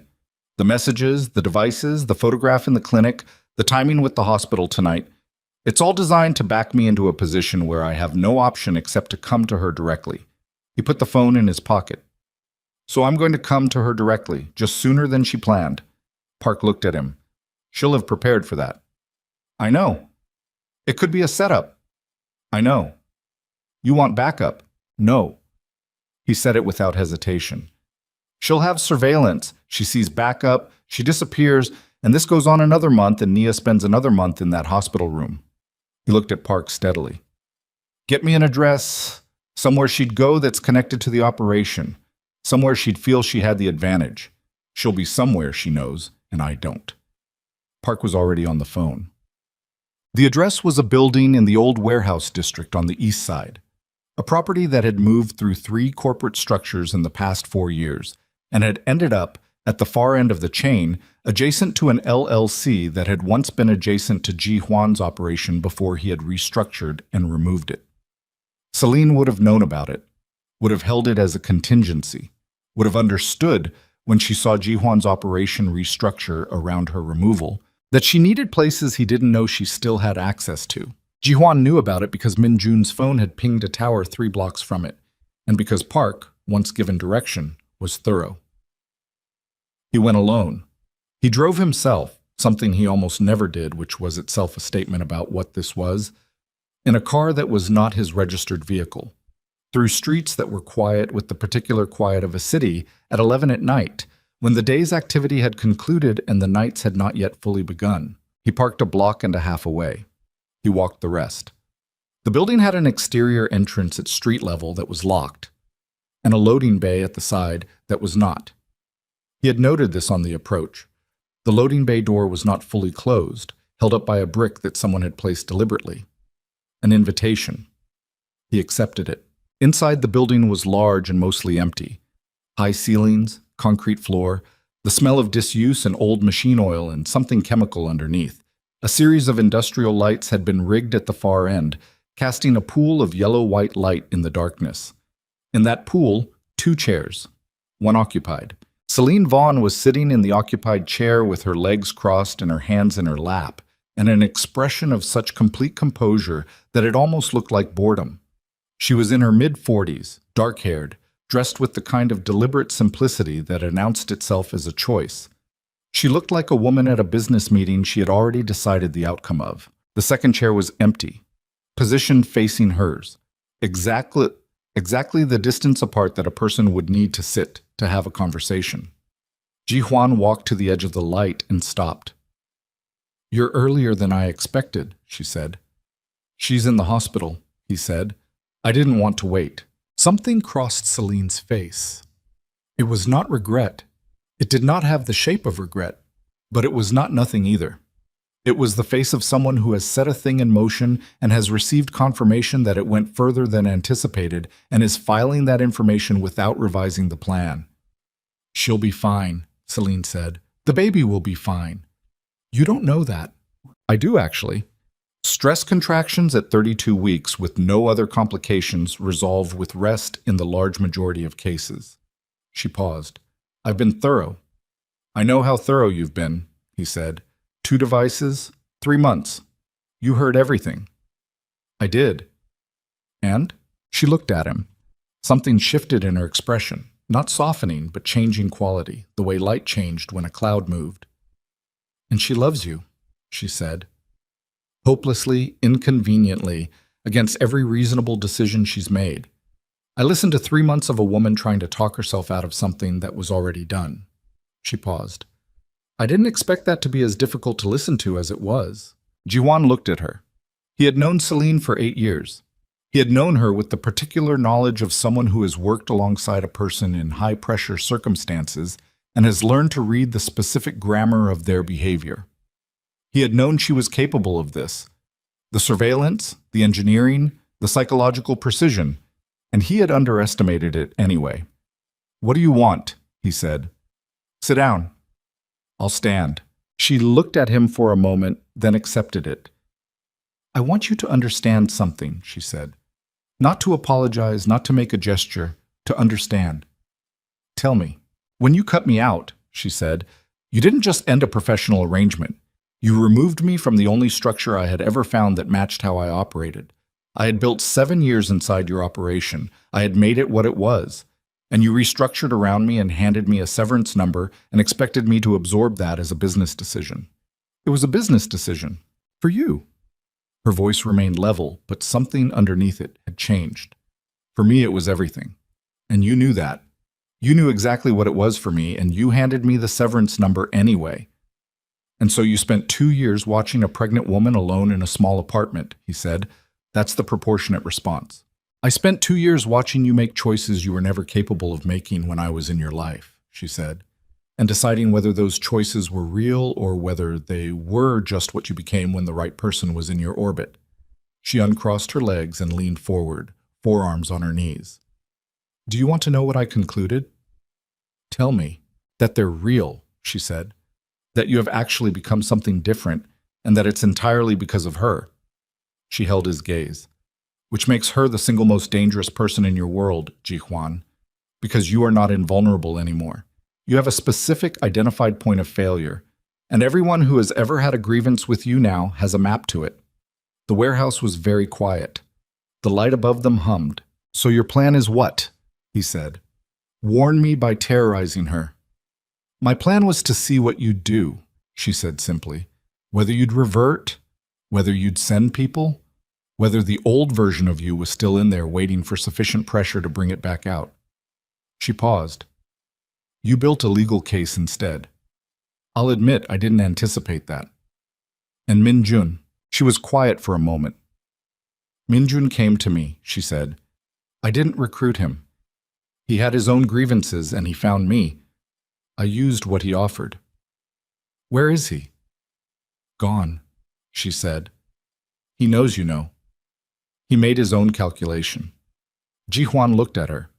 He was very still in the way of someone who is running an enormous amount of process on the inside and has learned to keep the outside as a separate and unrelated system. The filing, he said, what Wu built. I have it. What do you intend to do with it? She looked at him steadily. That depends on this conversation. Then let's have the conversation. She stood. She stood and looked at him from across the pool of light, and the expression on her face was the most unguarded thing he had seen on it in 8 years of knowing her. Not soft, not regretful, but present in a way she rarely permitted herself to be present. I want out, she said. Not from you, Yi. I've been out from you. From everything. Every record, every connection, every piece of paper that puts my name adjacent to anything you've ever been involved in. I want it clean. Wu does the documentation. I give you everything Min-jun provided me, and I disappear and this ends. And Naya? She never hears from me again. That's not a sufficient answer. Celine looked at him. She never hears from me again, she said. Her daughter grows up not knowing my name. That's what I'm offering. Everything in exchange for clean paper and permanent distance. Ji-Huan looked at her for a long moment. He thought about Nia in the hospital room with the monitor, and the heartbeat, and the exhaustion in her face that had been building for months. He thought about the rocking chair painted white to cover something older. He thought about the push-pull door and the broken buzzer panel and the specific, deliberate architecture of a life built to prove that she did not need the thing she had decided was too dangerous to need. He thought about what it would cost to say yes. He thought about what it would cost to say no. I need one more thing, he said. Celine waited. Min-jun, he said. Whatever he took from my operation, financials, records, names, I need to know everything he accessed and everything he gave you, not a summary, everything. She looked at him. She was calculating. He could see her calculating, the same way he calculated, the same architecture of assessment that had made them effective together and made this moment possible and made the past 2 years inevitable. Tonight, she said, I'll have it transferred to Wu directly. Now, he said, before I leave this building. She held his gaze for 3 seconds. Then she reached into the bag beside the chair and produced a drive and held it out. He walked into the light and took it from her hand. They were close enough that he could see the specific quality of her expression, the thing that was not regret and not nothing, that occupied the space between them like a third presence, the accumulated weight of 8 years and 2 years and everything that had happened in all of it. She's going to be okay, Celine said. She said it quietly, differently than she had said it before, not as a clinical assessment, but as something she was giving him. He looked at her for a moment. Then he turned and walked back through the dark warehouse, past the loading bay door held open by its brick, out into the night air, and he was already dialing as he walked, the phone to his ear, and Park answered on the second ring. Get Wu, Ji-Huan said. Now, tonight. He got to the car. He sat behind the wheel with the drive in his hand and his phone still warm from the call and the city outside doing its indifferent 11 o'clock business, and he sat there for exactly 30 seconds. Then he started the car and drove back toward Mercy General. He was 3 blocks from the hospital when his phone lit up with her name. He answered immediately. Ji-Huan. Her voice was different. Not the managed voice, not the controlled one, but something underneath all of it, stripped of the structure she had built around it. She kicked, she said. Just now, for the first time tonight. The nurse said it's a good sign, that it means—" She stopped. He could hear her breath. "I just wanted you to know." He held the phone against his ear in the parked car outside Mercy General and looked at the entrance through the windshield and said nothing for a moment, because there was nothing to say that was equal to what he was feeling, which was enormous and specific and entirely without the insulation he had spent 11 years installing. "I'm outside," he said. "I'm coming up." "Okay," she said. He got out of the car. Inside the hospital, on the 4th floor, in a room with a monitor that reported steadily and a window that showed the city doing its relentless work, a woman lay in a bed with both hands on her stomach and waited for the sound of footsteps in the hall that she recognized. And when she heard them, something in her shoulders that had been held tight for months released by a fraction, just a fraction, not everything, not yet, but enough. The footsteps stopped outside the door. A knock. 2. Quiet and present. She said, "Come in." He opened the door and stood in the frame for a moment. Just a moment, the length of a breath. And she looked at him from the bed with the monitor beside her, and the city in the window behind her, and the specific expression of a woman who has been waiting for something she had not fully admitted she was waiting for. He looked like what he was. A man who had been through something in the last 3 hours and had not entirely reassembled on the outside. His jacket was open, and there was a tightness around his eyes that was not the controlled tightness she had learned to read as management, but something rawer underneath it, the tightness of a person who has made a decision that cost him and is still carrying the cost. He came in. He closed the door. He pulled the chair from the corner to the side of the bed, not the far side, not a polite distance, the near side, close, and he sat down and put both forearms on his knees and looked at her. "Tell me," she said. He told her. All of it. The warehouse, the drive, the conversation with Celine, the 8 years and the 2 years, and the specific, precise calculation that had produced all of this. He told her about Minjun and what Minjun had accessed and what Celine had done with it. He told her about what Celine had asked for and what he had agreed to give her. He told her about Gion, the fuller version, the one he had compressed on the phone 2 days ago. He told her with the deliberate, uncomfortable specificity of a man keeping the promise he had made, everything before she heard it from anywhere else. And he watched her face while he told her, and he did not look away from what he saw there. She listened. She did not interrupt. She lay in the hospital bed with the monitor reporting beside her and her hands flat on her stomach, and she listened to the whole of it, and when he finished, she was quiet for a long moment. "Gion," she said. "Did she leave eventually?" "Yes." "On her own terms?" He thought about how to answer that honestly. "She got out," he said. "It took longer than it should have, and I made it harder than it needed to be. She got out." "Do you know where she is now?" "No." "Have you tried to find out?" "No." Nia looked at him. She looked at him with the clear, undeflected attention that had been her primary mode since the day he'd found her at the crosswalk. The attention of a woman who had been lied to by omission for 4 years and had spent 14 months in the aftermath deciding what she was worth. "I'm not going to pretend that doesn't matter," she said. "The Gion thing. What you did to her. I know. It matters. It tells me something about who you were." "Yes." "And it tells me something about what you were capable of when someone tried to leave you." He held her gaze. "I know what it tells you. I left you," she said. "And you—" She stopped. She looked at the window for a moment, at the city and the dark outside it. "You didn't do any of that. You signed the papers and you disappeared, and you didn't make it harder." She looked back at him. "I didn't understand that at the time. I thought it was just that you didn't care enough to fight. But it wasn't that." "No," he said. "It wasn't that. You knew what you'd done to her, and you decided you weren't going to be that again." He looked at her. The monitor beside her tracked their daughter's heartbeat with its reliable, indifferent accuracy. "Something like that," he said. She was quiet again. The quiet between them was different from the quiet of the first 3 weeks. Less guarded, less structured, not yet comfortable but no longer defended. The quiet of two people who have run out of things to hide and are sitting in what remains. "The deal you made," she said. "With Celine. Clean paper, and she disappears. Yes? Wu can do that." Wu is already working on it. And the drive. Minjun's access logs. With Wu tonight, he'll have a full accounting of everything Minjun accessed by morning. She pressed her lips together. Not anger. Something more complicated, the expression of a person tallying a ledger that has more entries than anticipated. How bad is it? She said. The exposure. From what Minjun took. Significant, he said. He said it without softening it. The financial structure he had access to. Some of it connects to things that are not clean. I'm going to have to dismantle it, not selectively. The whole architecture. Anything that Minjun could have copied. Anything that creates a liability. He paused. It will cost. Substantially. How substantially? Enough that the operation looks different on the other side of it. She looked at him.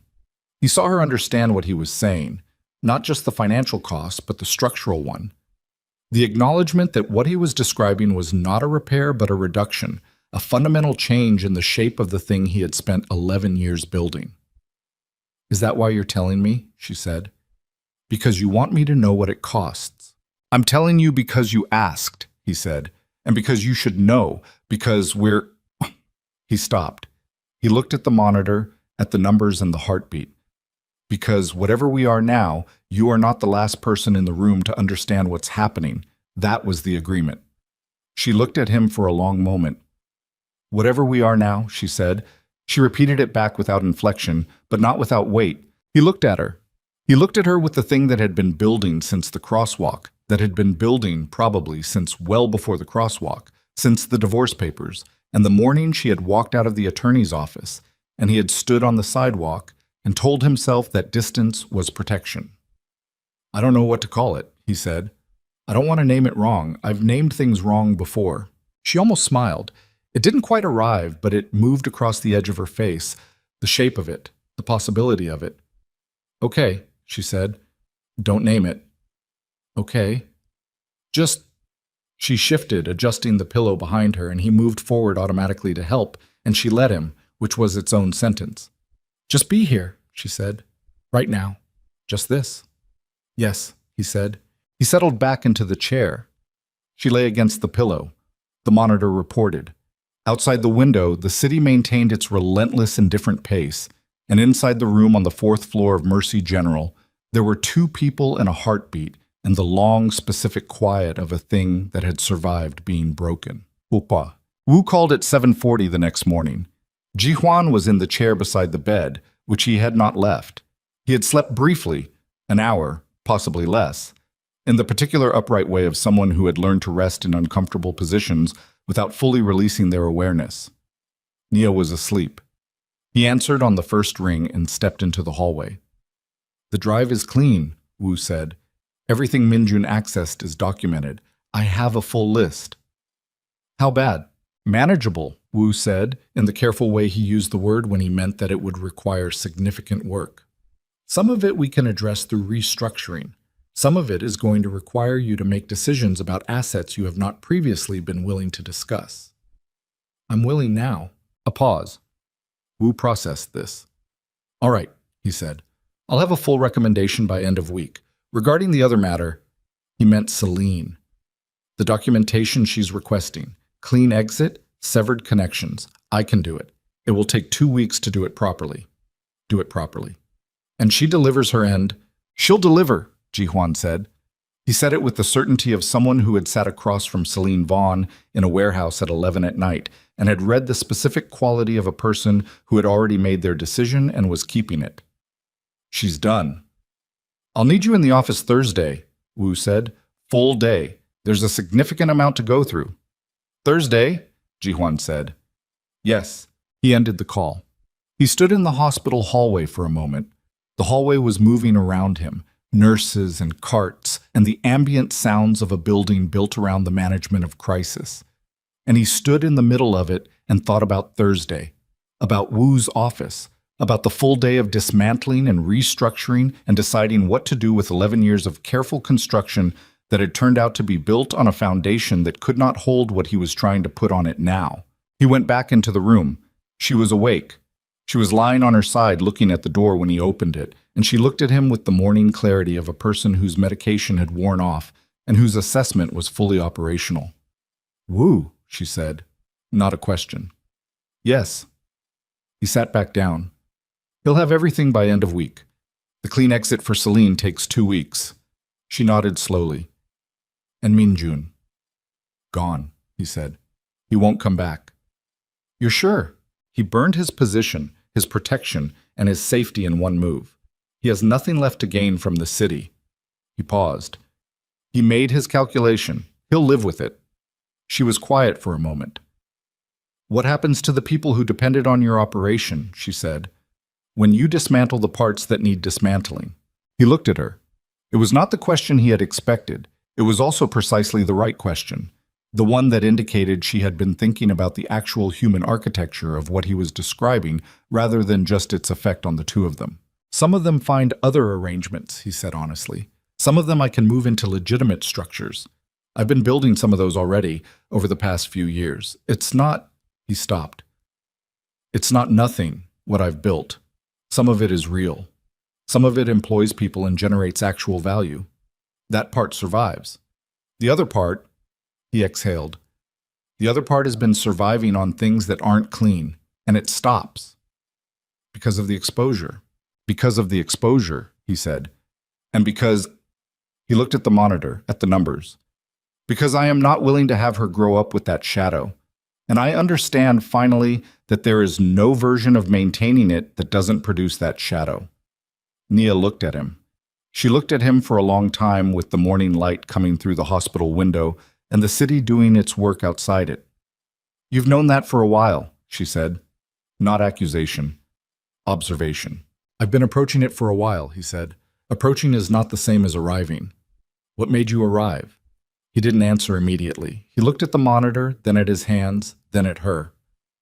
The heartbeat, he said, in the exam room. The first time I heard it. He paused. And then you in the chair in your apartment. The rocking chair you painted. The instruction booklet with the coffee ring. He stopped. A lot of small things that added up to the same thing. She looked at him. Something in her face shifted. Not breaking. Nia did not break. That was not the shape of her. But releasing, the way a muscle released after being held contracted for too long, the specific relief of something that has been working very hard being allowed to stop. I painted it because the original color was this terrible brown, she said. The previous tenant left it. I couldn't afford to replace it, and I didn't want to ask anyone for help, so I bought a can of paint and did it in an afternoon, and it looked worse after. It didn't look worse. The original color shows through in 3 places. I know. He paused. It looked like something you made yours. She looked at him. She looked at him and did not say anything for a moment, and then she said very quietly, I want to go home. Today? The doctor said if the contractions don't return overnight, I can go home this morning. She shifted slightly against the pillow. I want to go back to my apartment. I want the security assessment finished properly, not by someone with a second agenda. And I want to go home, and I want to sleep in my bed. Okay, he said, and I want you to come. He was still. Not permanently, she said. Not as a statement, just, I don't want to be alone in that apartment with the knowledge of what was in it. Not yet. I need... She stopped. She pressed her lips together. This part was costing her, and she was paying it anyway, which was the most Nia thing she had done in 3 weeks. I need someone else in the building while I figure out how to make it feel like mine again. I'll sleep on the couch, he said. Yes, she said. You will. There was almost a smile. From both of them, almost simultaneously, the almost smile of people who are not quite there yet, but can see the distance and have decided it is crossable. The doctor discharged her at 10:15. The contractions had not returned. The baby's position was good. The instructions were rest, reduce stress, follow up in 72 hours. The doctor said them to Nia and looked at Jihuan when she said the reduced stress part, and he held her gaze and nodded once, and she appeared to accept that as sufficient. He brought the car to the entrance. He helped her in without making it into a production, a hand, steady, no commentary, and she accepted it without making it into a statement. The drive back to Crestline was quiet, not uncomfortable quiet. The quiet of 2 people who have run through so much in the last 12 hours that ordinary silence feels like something earned. The push-pull door. She did it herself and he let her, following through behind her, and they went up 4 flights in a building that smelled like old carpet, and someone's cooking from the 3rd floor, and she unlocked her apartment and went in first and stood in the middle of it and looked around. The security team had come through again that morning. Jihuan had sent different people with no connection to anyone who had been inside the original operation. And the apartment was clean. The devices were gone. What remained was hers, the calendar on the wall, the notebook on the counter, the partially assembled crib in the corner, the rocking chair with the white paint showing the brown through in 3 places. She stood in the middle of it and breathed. He stood near the door and let her do that. After a moment, she moved to the rocking chair and sat down in it carefully, one hand on its arm and one hand on her stomach, and she rocked it once, the small back and forth of a person testing whether something still holds. And it held. "The crib needs finishing," she said. "I can do that." "You don't know how." "There are instructions." She looked at him from the rocking chair.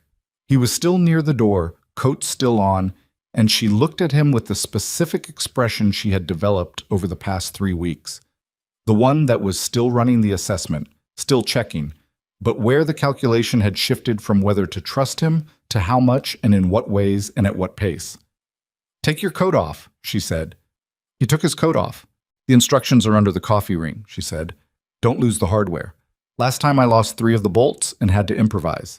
He moved to the crib. He picked up the instruction booklet. The coffee ring was on the cover and the pages were slightly warped from humidity, and someone, her, had made pencil marks on several of the diagrams, small annotations of steps that had been confusing. He looked at the marks and thought about her sitting alone with this instruction booklet, working through it methodically, annotating the parts that didn't make sense, in this apartment with its push-pull door and its broken buzzer panel. He sat cross-legged on the floor next to the partially assembled crib and started reading. She rocked gently in the white-painted chair and watched him and did not say anything. The apartment was quiet.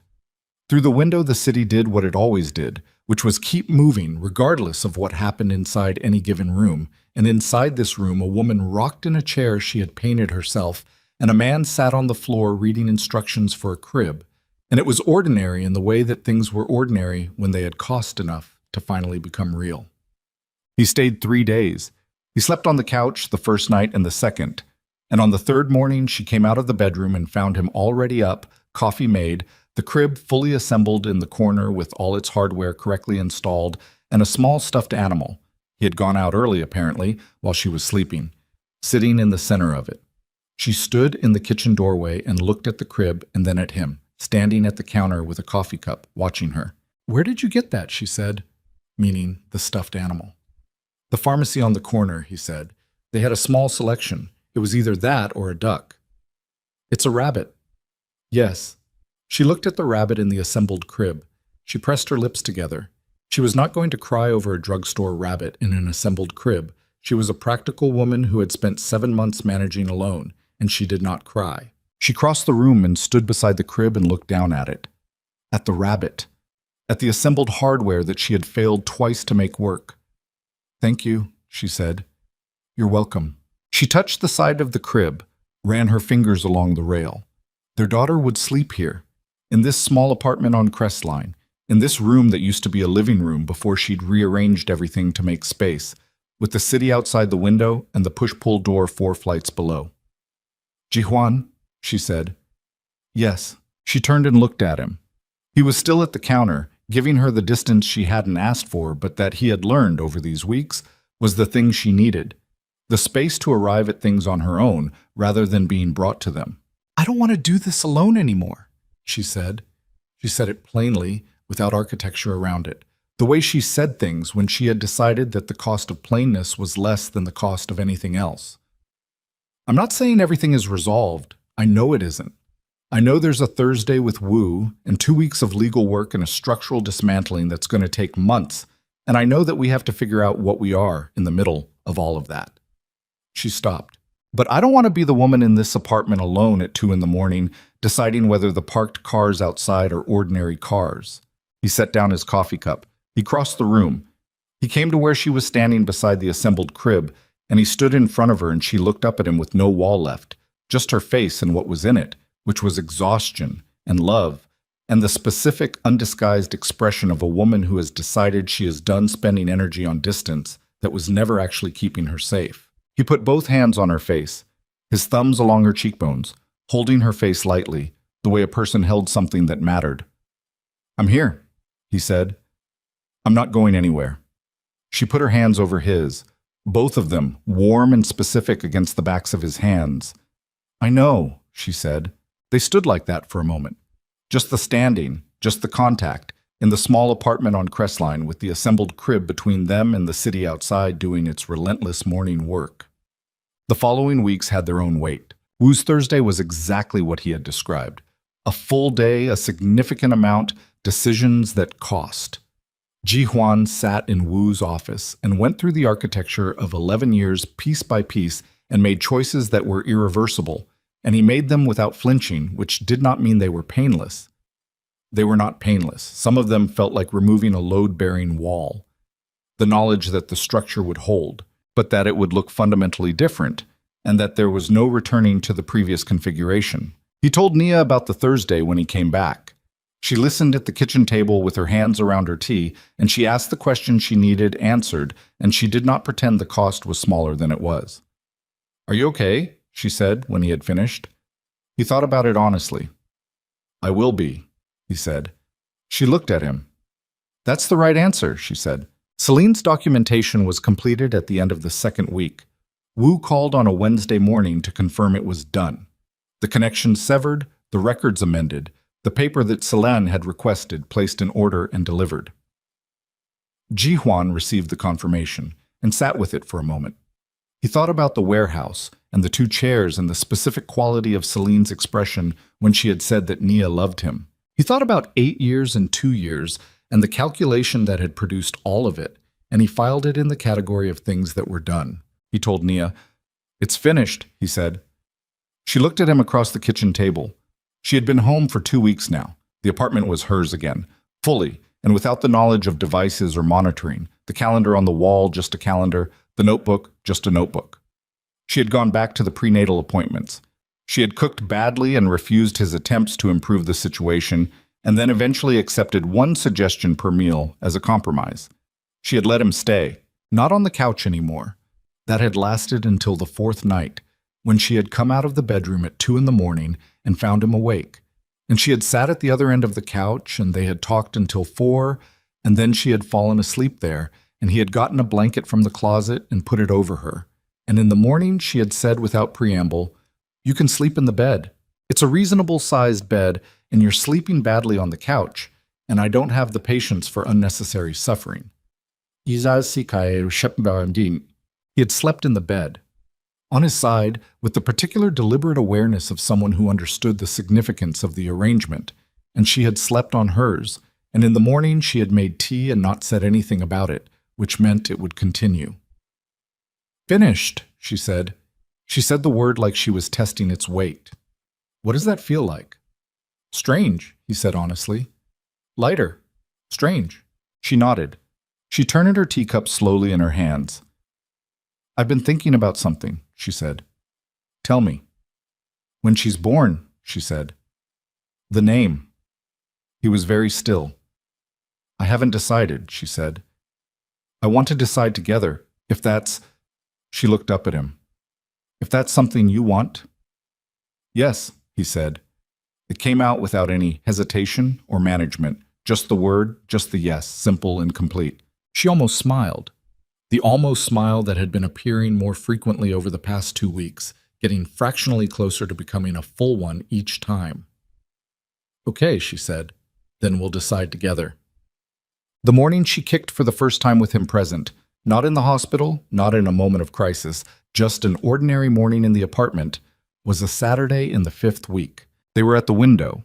It had become a habit, over the weeks, morning coffee, the window, the city doing its early morning version of itself, which was quieter and slower than its other versions, the street still learning the day. She had started standing there first, and he had joined her, and it had become the shape of their mornings without either of them deciding it would be. She was looking out at the street below. He was standing beside her, close enough that their arms were touching. She had her coffee in one hand and her other hand low on her stomach, the automatic gesture, and he had his coffee in both hands and was looking at the city. Then she made a sound. Quiet, sharp, involuntary. He looked at her. Her face had changed. Something moving through it. Not pain, not the pain face he had learned to dread. Something else. Something that cracked the morning open and let something warm come through. "Give me your hand," she said. He gave her his hand. She put it on her stomach and held it there. He felt it, under his palm. Unmistakable, specific, entirely deliberate. The movement of a person who has decided the time has come to be felt. A kick. Then another. Then a small, rolling shift, like someone turning over in a small space and finding a comfortable position. He looked at his hand on her stomach. Nia was looking at him. She was watching his face the way she had watched it in the exam room, looking for the unguarded version, the one without the management and the control. And it was there. It was entirely there. The same rawness as before, but different now, deepened by everything that had happened between that moment and this one. He looked up at her. Her eyes were wet, not overflowing. She was not a woman who overflowed, but present. The specific brightness of someone who has been holding something for a long time and has just, in this moment, allowed it to mean everything it means. "Hi," she said. She was not saying it to him. She was looking down at her stomach, at his hand, and she was saying it to their daughter. He thought about the crosswalk, the cold afternoon and the exhaust fumes and the moment the air left him. He thought about the push-pull door and the rocking chair and the coffee ring on the instruction booklet. He thought about the warehouse and the drive and the hospital room and the heartbeat on the monitor and all the costs that had been paid in all the directions they had been paid. He thought about 14 months of believing that distance was protection and what it had cost both of them, and what it had cost her alone in this apartment with her hand on her stomach and a calendar on the wall and a life she had built with her own hands to prove she could. He thought about the window they were standing at and the city below it that kept moving regardless, and the small apartment on Crestline with its push-pull door and broken buzzer panel and one assembled crib and one painted chair. He kept his hand on her stomach. She leaned her head against his shoulder, just resting it there. Just the weight of it. The specific and particular weight of a person who has decided to stop holding themselves upright entirely on their own. Outside, the city caught its morning light. Their daughter kicked once more and was still. The war was over.